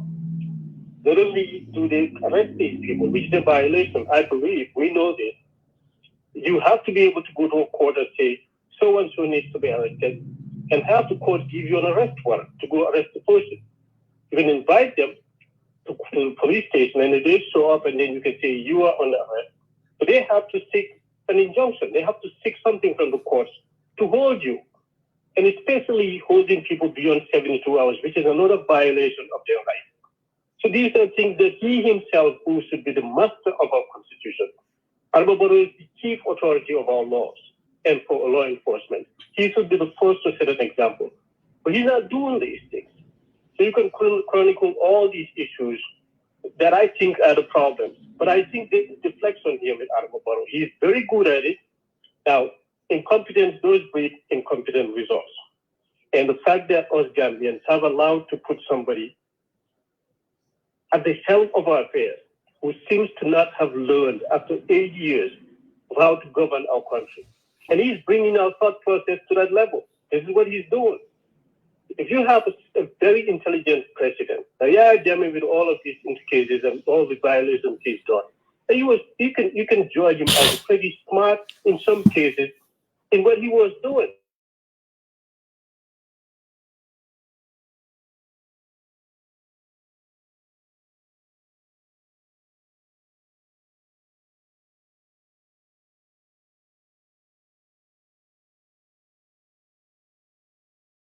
We can hear him now.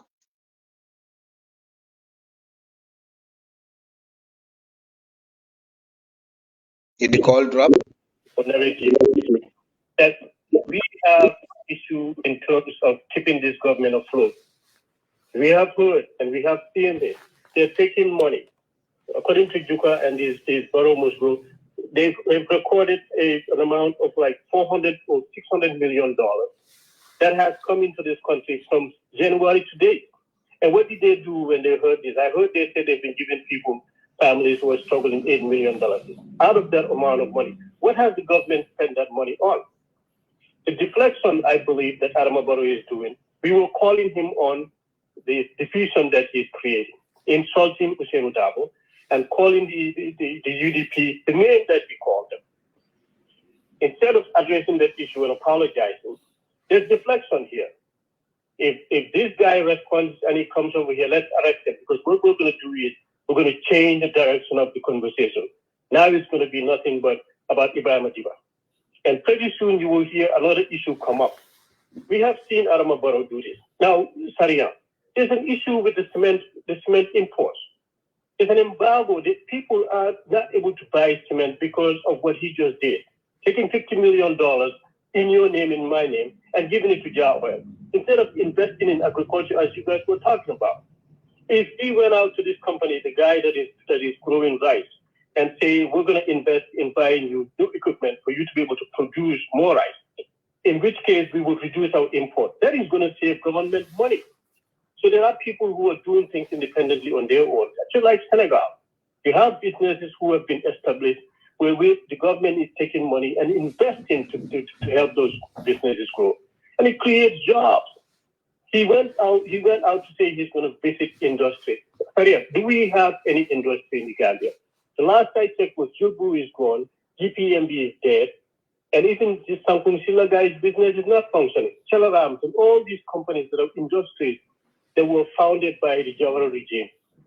Instead of going back and saying, let us try and ramp up all of these things that were there, we let them go to sleep. All of that has been destroyed. So what is Adama Barrow doing when he goes to bed? The answer is simple. He is not able to deliver, so he will deflect and use all kinds of tactics to our peril, because things are just falling apart. They don't know what to do. And so the time has come. In 2 years, we're going to go to the polls. We want the IEC to give us the raw data, the results of what happened in 2021, not the numbers that they supposedly must have brought up. We need those real raw data to be able to gauge who won the elections and be able to understand who voted and who is going to vote in the next election. That information needs to be provided. But we are planning, and the UDP understands this. We all know that one political party will not take this guy out. We need, on the day of election, before the polls are closed, to be able to tell who is supposed to be the next president of our country. And we will vet every single person that we elect. There is going to be a coalition, I believe, and the coalition of that group of political parties who are going to formulate themselves will be a formidable force to begin to clean. There's going to be a clean sweep. We need to change the system. And it's going to be difficult because he has set these people there, Abubakar Jawaras and Mohammed Jad, to continue to take us down that rabbit hole. Adama Barrow himself is going to end up in that rabbit hole. With that, guys, thank you very much. Thank you, Sol. Yeah, Demba, be Mustapha and you. So, if you guys have anything to add to what Sol said.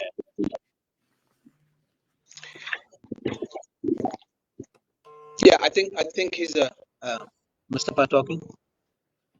Go ahead. Yeah, I think he's spot on.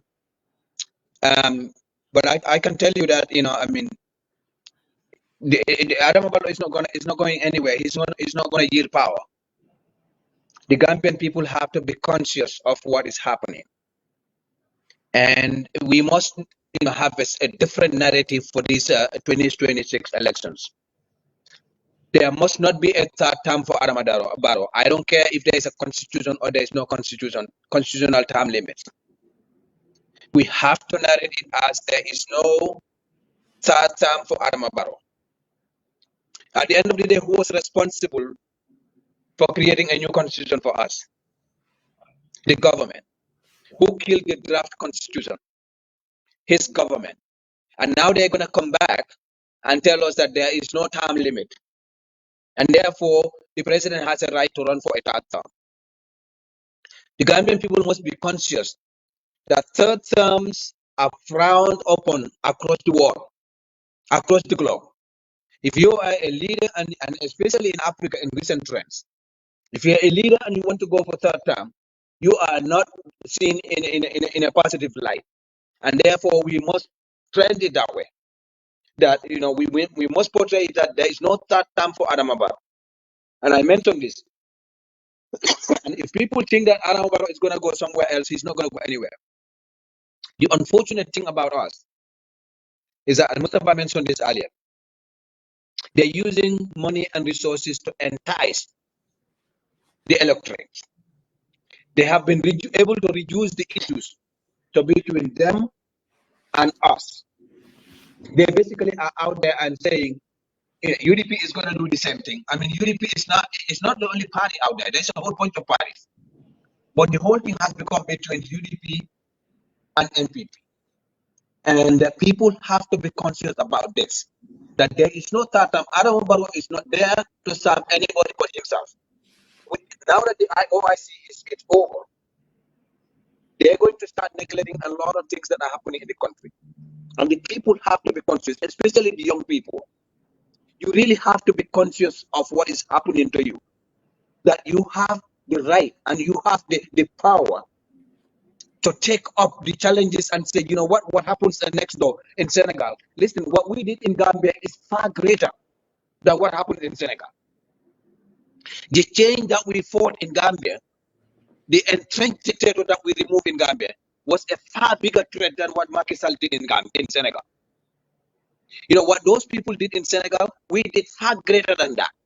And we can do it again. Unfortunately, yes, we can always narrate the story and say, okay, these people were there, these people are the people who squander it. It doesn't give us, it gives us another opportunity to change the leadership. And we have to be conscious about this.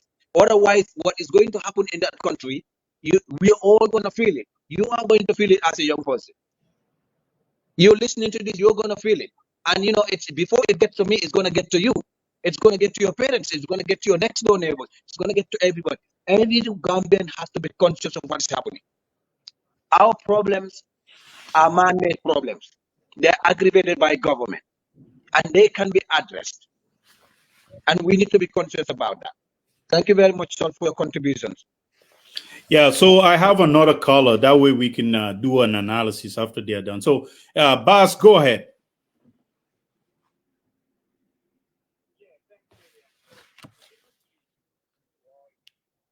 Contributors, especially to Mustapha. My question to Mustapha is, I think when you were speaking, you mentioned government should be transparent and accountable. But what do you think, at one point, should we maybe flip the switch and say the citizens should be accountable and responsible?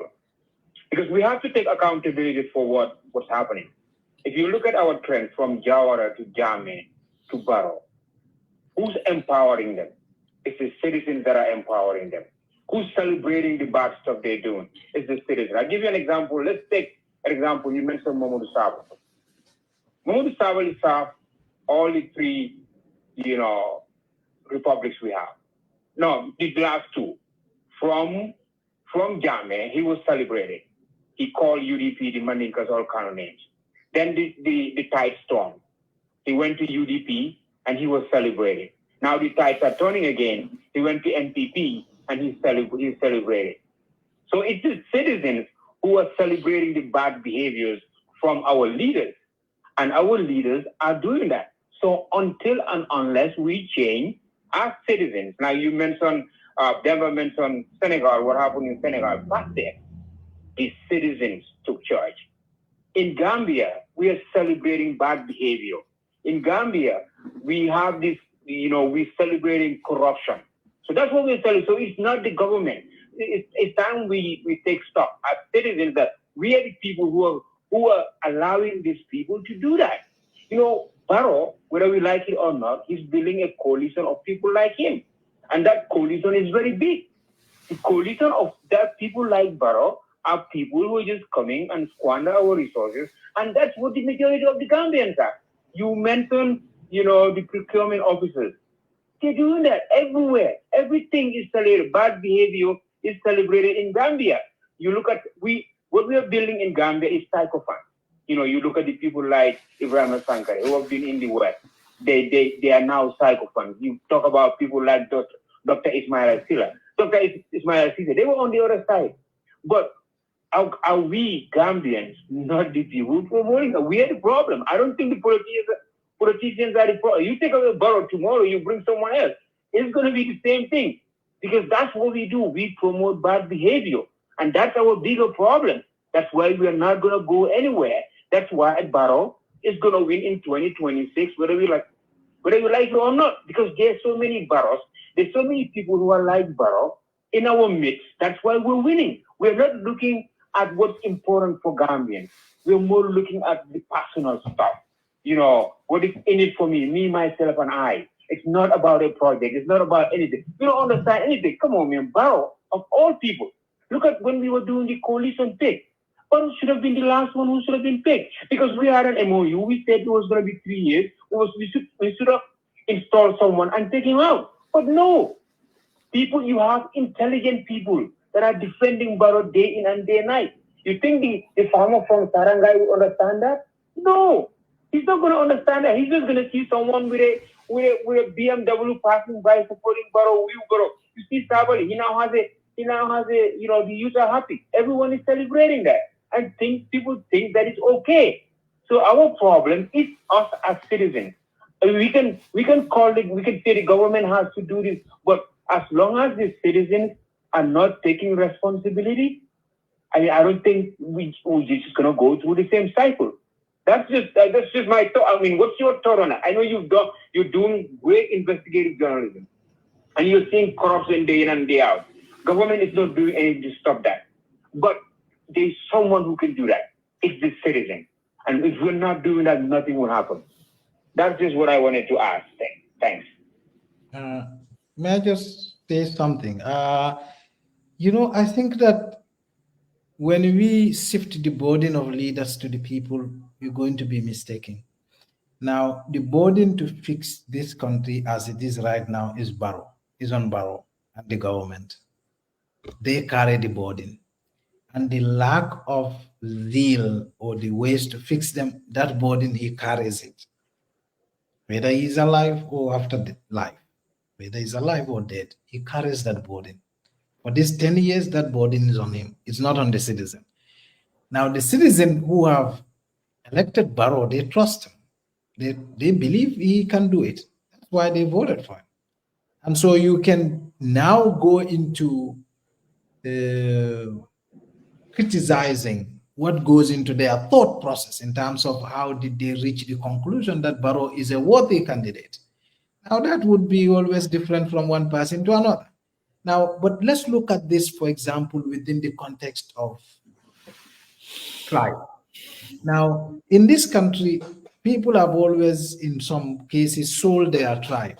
So, for example, I am Mandinka, and Mandinka should support me because if they support me, right?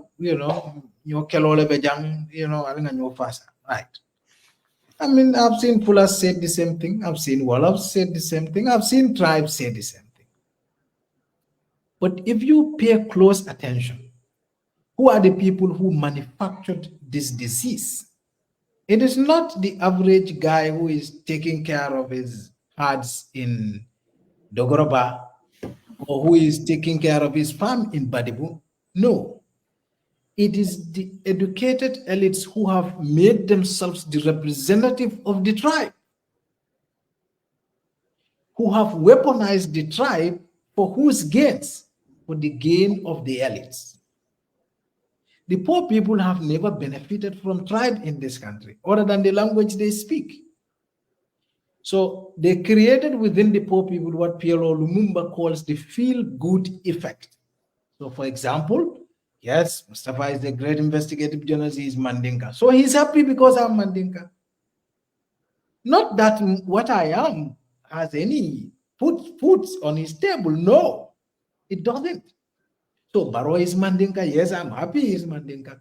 Not that Barrow being Mandinka puts any food on anyone's table anyway. So they created within the people a feel-good effect, which we all know politics people speak. In politics, people vote with their emotions, with their heart, not with their mind. And so this thing has been experimented all over the world. It's what is done in America, it's what is done everywhere. Donald Trump, when he told Americans they are going, the Mexicans, they are rapists, he sought to control their minds, and that is why he pumped emotion into them, because emotions, what does it do? It clouds your judgment. Because emotions and sense don't coexist in the same head. When emotion takes over, sense goes down. And so the people have struggled with this from independence to now. They've never been able to understand it. In Jawara days, it was weaponized. Under Jame, it was weaponized. Jame said, Mandinkas, they don't like me, they hate me, this. But this same Jame, the Mandinkas don't like them. But this same Jame, the first thing he sold to the Gambian people was he was a Mandinka. He's descendant of Mama Tamba. But why did he find it not so fancy? Because he thought now, well, that didn't work. To weaponize the Mandinka based on his favor didn't work, and now I have to neutralize them. So essentially what I'm trying to say is that the elites have confused the people, and through no fault of their own, the people have bought these people because they are sons and daughters, and they bought their idea and saw them as legitimate representatives of them. But they have failed in that. Is the people responsible? To some extent, yes. But who owns that failure? It's not the people. If I have hired you and give you a task and I pay you to execute that task, when you fail, you can blame me for being too dumb to hire you. But you carry the greater burden. Do you see the point? Now, yes, we have a social decadence. Social decadence in the sense that people have lost their moral compass. I've had a situation where I was working on a story, illegal timber trade, and there were arrangements that through a third party, somebody communicated through a third party that he wanted to give us money so that we dropped the story. This story was published in 2022. And through what I had, quite frankly, I have not had money from this individual. But through a third party, they claimed he wanted to give us $1 million. And so I was working, so I was doing this, when I was finalizing the story, there was this couple of white guys who came also doing the same story with us. But they were doing it for Swiss national TV, and I was completing it for Malagan. And so this fixer we have hired, I don't have to mention his name, when I explained to him that story, and what he told me was, you should take the money. You should take the 1 million and go and build a house. Now this guy is in his 50s plus. Why do you think he thinks that? Because that is his understanding. This is what he thinks everyone should do. Watch out for yourself. That's what they call here. Watch your back. Now that is social decadence. And that we will have to deal with it for a very long time, because that affects much of the population from 15 years above, or probably 10 years above. So the only thing that probably can save this country in the short term is revolutionary politics. And that revolutionary politics, that's also far-fetched. Now, but you can't blame the people. The people have made their decision, and their decision is made at the polls. Somebody now carries that burden, and that person failed them. That person should be held responsible. Can the people make a better decision? Yes. But also you have to look at it. The average person don't have the time for politics in the Gambia. Now, truly. You have few people who are going around appointing themselves as tribal warlords and speaking for tribes. But the average person doesn't have, the average person in the Gambia is too preoccupied with food. They don't have time for politics, too preoccupied with food. I'm telling you, 53% of the country lives below $2 a day. Such people they don't have time for politics. You see. So the average person makes a decision without thinking because he doesn't even have adequate information to make that decision. You see. So this is a very complex issue that I think we cannot just bring it down to the choice people make. People make their choices and we can criticize those choices. But ultimately, we have to hold responsible the people who appointed themselves as either the spokesperson or the people who act or supposedly acting in the interest of the people who choose them. So, yes, leaders fail, and this is inexcusable. But apathy is also a reality in the Gambia. You have 40,000 people, 40,000 people, employees of Gambia government, 40,000 making decisions for 2 million plus people. So we can't blame 2 million people for the failures of 40,000 people. If they come to trust them again, maybe they trust them and trust them with power. Maybe it's because they bought the stories they tell them. These things are complex. And for me, I can't blame the people regardless of who they are. There's nothing wrong with a Fuller voting for a Fuller because he thinks he's Fuller. There's nothing wrong with Mandinka voting for Mandinka because he believes that Mandinka will serve his. There's nothing wrong with that. Let's not make it a crime to belong to a tribe. There's nothing wrong with that. Now the problem is the person who is entrusted to execute a specific task has failed, and this is what needs to be criticized, in my view. As for the people, we just need to educate each other and make sure that everybody has adequate information to make proper decisions. Because it's not just enough to make a decision. Everybody can make a decision, but one has to make the right decision. And so this is for me the issue. And the rest of the people, I can't go around and blame the. So, Mustafa, I mean, I, I tend to agree a little bit with the caller. Yes. That there is enough blame to go around. Yes. The failure of leadership, it's very, very paramount. Yes. But also, leaders don't put themselves there. People put them there. Yes. And as they say, elections have consequences. Yes. So at the end of the day, every citizen has a responsibility to make a decision. I mean, you and I can Yes. educate as much as we want. But at the end of the day, the people who go to the polls, those are the people who make the decisions. And if they decide to elect, let's say the stupidest leaders on the planet, then they're going to get governed by the stupidest leaders on the planet. I mean, that's a responsibility that they have to take. So in Senegal, I mean, they're not much different from us. They're struggling a lot, but there is a certain sector of society. I mean, we're not blaming the ordinary farmer in my village, my people who are voting for the president. We're looking for a certain sector of society who are supposed to know better. And those are the people who are selfishly aiding and abetting a failed system. And then after they sit at the corner and start crying. This is where we talk about personal responsibility. And when for example, I mean, our history is so recent. These are memories that we all remember. Jammeh was aided and abetted by our own Gambians, including so-called intellectual, we call them. The elites, I call them the elites. I just put everybody in the same box and just say the elites. The so-called educated. These are the people who aided and abetted and destroyed a system. And yet they all stood out there and then cried, and then they start blaming Jammeh for what happens in the Gambia. What happens to personal responsibility? The people who, every one of us, if you take an oath of office, you are swearing to take an oath to defend the Constitution and to defend the right of citizens. If you failed, then you, first of all, you have yourself to blame, right? So this is what the caller is saying. The Gambian people have to take responsibility of what is happening in our country. They blame, I say this all the time, everybody is complaining from the president to the lowest person.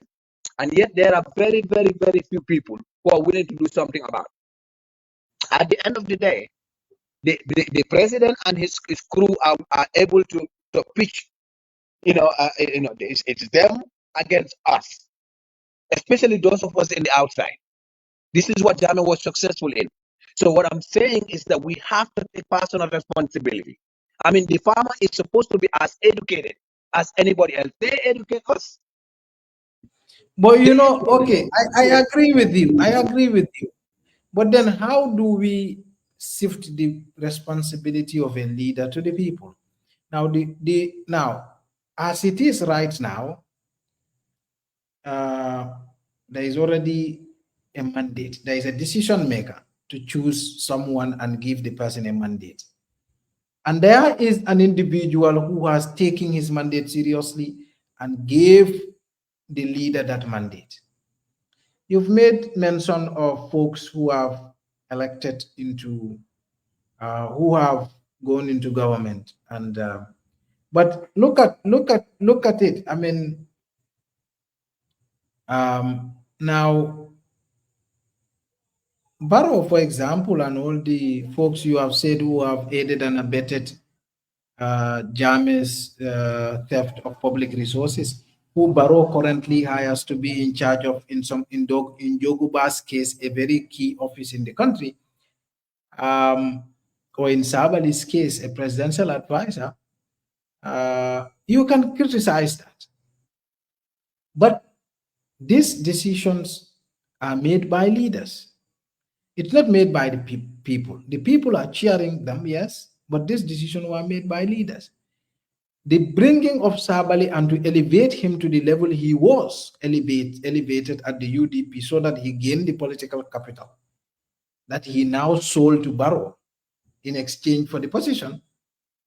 That decision was a UDP leadership decision. That was not the UDP common person decision.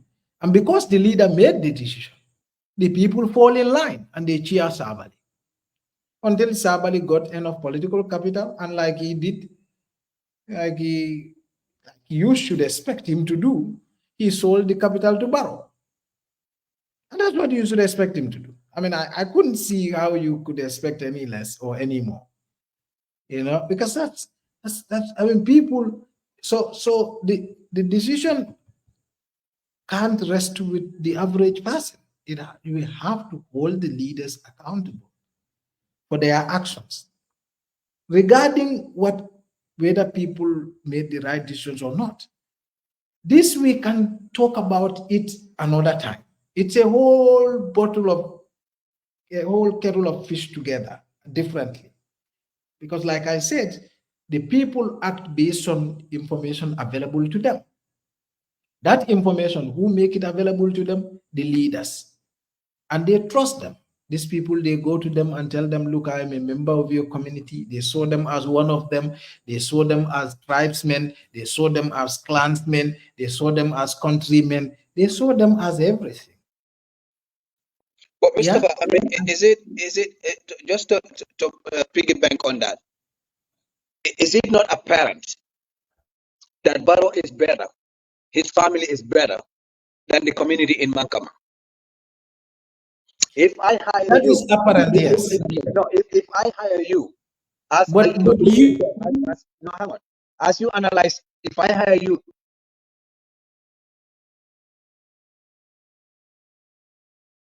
you are mute. You are mute. You have more information to determine that than an average person.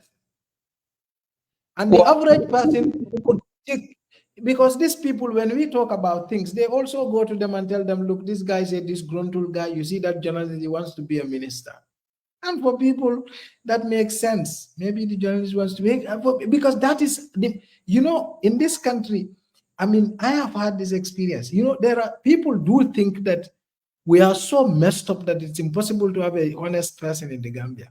When a Gambian in Turkey said to a guy that, my sustenance is with Allah, you can take these coins. My sustenance is with Allah. Gambians went online to say this is not possible because they don't believe honesty is no longer possible. Gambian is I mean, I'm telling you, this is serious business, and people think we are so messed up. It's impossible to be honest. I mean, even those in public service, you know, when you criticize, they say, this guy, Aman Jan Nasutore, Nai Jansoro, Gambiano, Abakela control. He will be worse. Yes, But they that's say what that. that's what we have to change. That's what we're working to change. Yes, but Right? that is why I began with social decadence. That's what we have. We're struggling with bad behavior, and bad behavior has permeated the society. This social decadence, you can't change it in 2 days.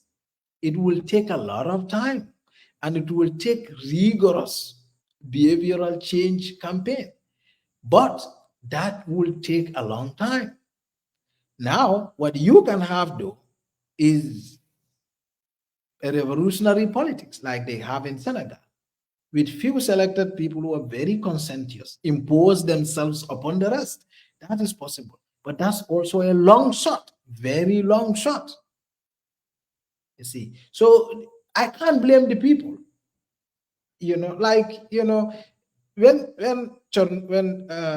this a high court, a chief justice, a high court judge, this guy who was in charge of the Constitutional Review Commission, Chorno Jalo. Yeah. Yes, when Chorno and others went around, they did a document. They came and they presented it to the people. One of the things he said when he was presenting the document, he said that people have grown apathy, they've grown disinterest, they've grown distrust so much in public officials, so much in the so-called Tuaw Karandingol, that one person said he doesn't trust his own son. Yeah, said he doesn't trust his own son. Now that there is your metaphor for our decadence. A father does not trust his son to to to serve him. That's your metaphor for our state of affairs. So Do you Mustafa, see that? I believe that is what we have to work to change. And I mean, we have the Sonkos in Gambia. We have the Jamai fights in Gambia. Again, I mean, people, when you are right, I mean, there is no question that there has been political apathy in the Gambia to a level that they don't believe, they don't trust the system. The majority Gambian people don't believe that when the UDP comes into power, they are going to do any better than what NPP is doing. The majority Gambians believe the same thing, that when PDI has come into power, it's the same thing. But these things did not happen overnight. It is a deliberate attempt from the elite to go in and poison the waters. But it is time for you and I to go back to the people and say, you know what? They are lying to you. They are lying to you. I mean, if you lie to me and I put you in power, and you come back again and you lie to me and I put you in power again, you come back for the third time, again you are lying to me. It's time, as a human being, every Gambian has the capacity to be able to think and to be able Yes, yes, to yes, assess their yes. own situation. I agree with you, Demba. But that means we will have to now introduce a robust accountability mechanism Yes. within the structures of the parties, such that the average person in UDP, I don't believe in going to create new parties. I do not think people who do this should just do this. Let me not hold other people responsible for doing the right thing. If you feel like I am talking about the old older parties who have just established to do the same things that others are doing, they could have joined other ranks. But if you want to come up with a party and you have different sets of ideas and different ways of doing things, be my guest. I think it's a wonderful thing to do. But then the point I'm trying to make across, without delegitimizing other people's efforts, is the people who are in these political parties are the people who should rise to the occasion and hold their leadership to account and make sure the leadership gets used to making decisions that not what they think is good for the people, but what the people think is good for them. You know, that is The development has to be authored, like Sidia used to say, authored by the people. Now, and this is the point. This is the point where we are. Now, this calls for not pro-people leadership, but people leadership. Yeah. But for you to have that, Demba, people have to be within themselves part of the process. They have to participate in the process. It's yes, it's a republic if we can keep it, like they said, Benjamin Franklin said. It's a republic if we can keep it. So that philosophy has to be ingrained in the last person. But that also requires political education, but also the platform to be able to participate. You have seen political parties in the Gambia, when you raise issues, you want to be a candidate, you want to be a leader, they don't want to have a leadership debate. They don't want to have a leadership debate. It's one excuse upon another, one excuse upon another. They don't want to have any kind of debate. Within the same political parties, they don't want to have policy debate. How do you enrich the political platforms without reforming the political structures? Except there is a huge revolutionary politics in the Gambia, things can't just change. There has to be reform within the political process. Look at, for example, all the major political parties. Take UDP, APRC, and NPP as an example. Or add GMC, what is Mama Kande's party, GDC there. Look at the party structures. I mean, of course, they can all pay lip service to participation, participatory democracy, this, that, and that. But come on, this is a facade. It's not existing. Why? But wonder, Mustapha. No, bro, it's not there. I mean, you have to have robust internal democracy. And parties have to be in the hands of efficient people whose job it is to run them. It's not having me, I'm a journalist, I'm a full-time employee, and I'm in charge of a party. How can that party be efficient? Maybe even if Doi maybe has full-time politicians. But I mean, I'm not saying full-time politician, I'm talking about full-time admin officers. No political party in the Gambia is in the hands of full-time admin officers who are in charge and making sure policy. There is a policy debate. There is proactive. Some parties press releases, it takes them 2 days. So Mustapha, let me tell you. It's been a good one. No, Demba, give me a say. It's been a good one. But I wanted you to share, because we talk about all these things, and it comes down to the central theme of who plays their part in helping to move the narrative, to move the efforts of folks that need support. So in terms of that, I mean, I know Republic has its publication, but these are efforts that you don't have for say, you don't get awarded for government contracts. I mean, you don't get a buy-in from big business communities. So it's through the effort and contribution of folks. So if you don't mind, if you could talk a little bit about that, and we'll have Demba wrap it up for the day, because we've been here almost 3.5 hours. So thank you. Yeah, we newly set up, and we definitely are not ads run. We don't take advertisement. We don't also do we only build for donation, individual donations, and project proposals, like a donor funding. So at this point, we're working on a number of stories, including investigation into Jammeh's assets. Yes, of course, we will appreciate all donations we can get through our website. It has a PayPal account attached. And for anyone done. And we're thinking maybe Waves should also be part of it, maybe little later. Yeah. Well, about the Republic, though, it's a team of 4. So, I mean, it's me and some couple of journalists. 2 are freelance, 2 are staffed.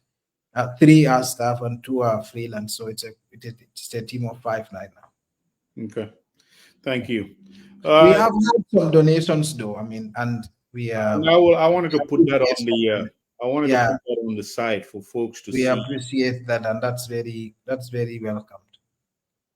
Yeah. But with regards to the Gambia discussions, Demba, this is going to be a long conversation, and the people better now, because if you change Barrow under the current political arrangements, it doesn't matter what UDP says. It doesn't matter what anyone says. It's just going to be the same.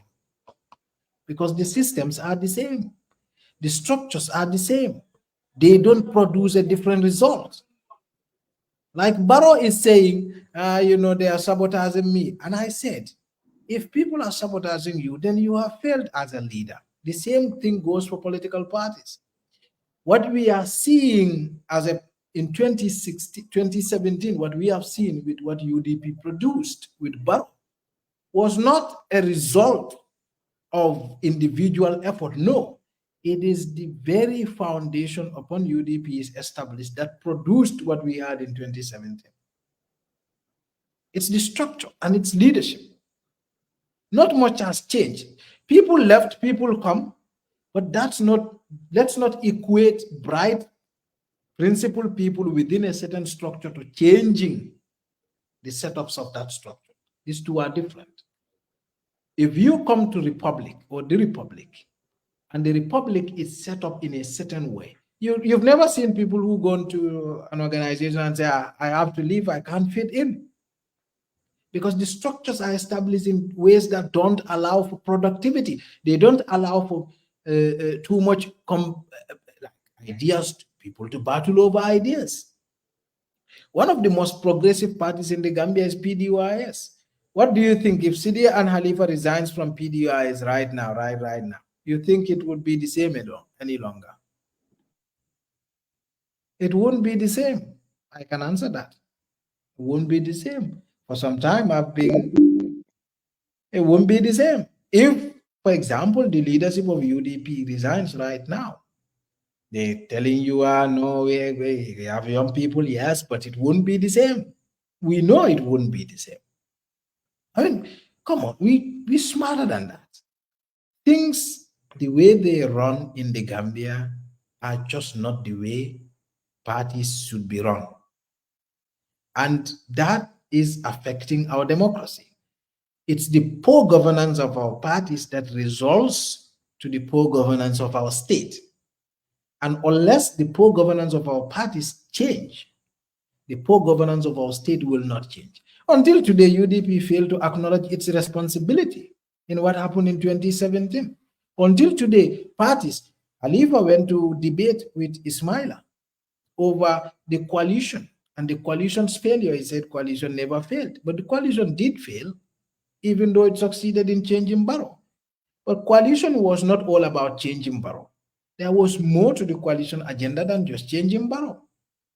So everybody has the tiniest responsibility. People need to admit that. Then we can improve. If you come to me and say, Republic, I've published stories and people reach out and say, whether when I was at Malagan or now at the Republic, people reach out and say, well, we think you could have done better. You could have asked this and that question. I don't say you can't tell me my job. I said, okay, if I have excuses, I give you. If I don't have excuses, I say, okay, yeah, maybe next time I will answer that, or we will do a follow-up. You see, and that's what leadership is about. So, and this is not in our parties. Until today, they cannot have conversations. They are not having conversations. So I'm sorry. I don't see anything changing. So I think, Mustapha, that this is where my challenge is, and I'm gonna wrap it up here. Saring, I think this is where we have the challenge, and the challenge is to you and I, and to every Gambian that is listening, or going to be listening, or as every Gambian who is responsible in one way or the other. The same political establishment that we have in the country, it doesn't have to be that way. The young people, young leaders that are within the UDP have a responsibility to change course. I mean, clearly the same thing that they've been doing since the inception of the party is not working. I mean, let's not fool ourselves. The party was established for them to be able to win election to get into power. It's not working. So therefore, the people within the UDP and within the PDOIS, which is also not working. No, let's not fool ourselves. It is our responsibility to go in there or to be in there and have a frank discussion and say what we've been doing is not working. Let's change it. Let's change it and let's let people offer themselves. When President Obama offered himself to run for president, a lot of people said it wasn't his time. A lot of people said he was in a haste. But he offered himself. Citizens have to go and offer themselves. If you have to establish your own political party, establish your own political party. We have to change the narrative. This is our time.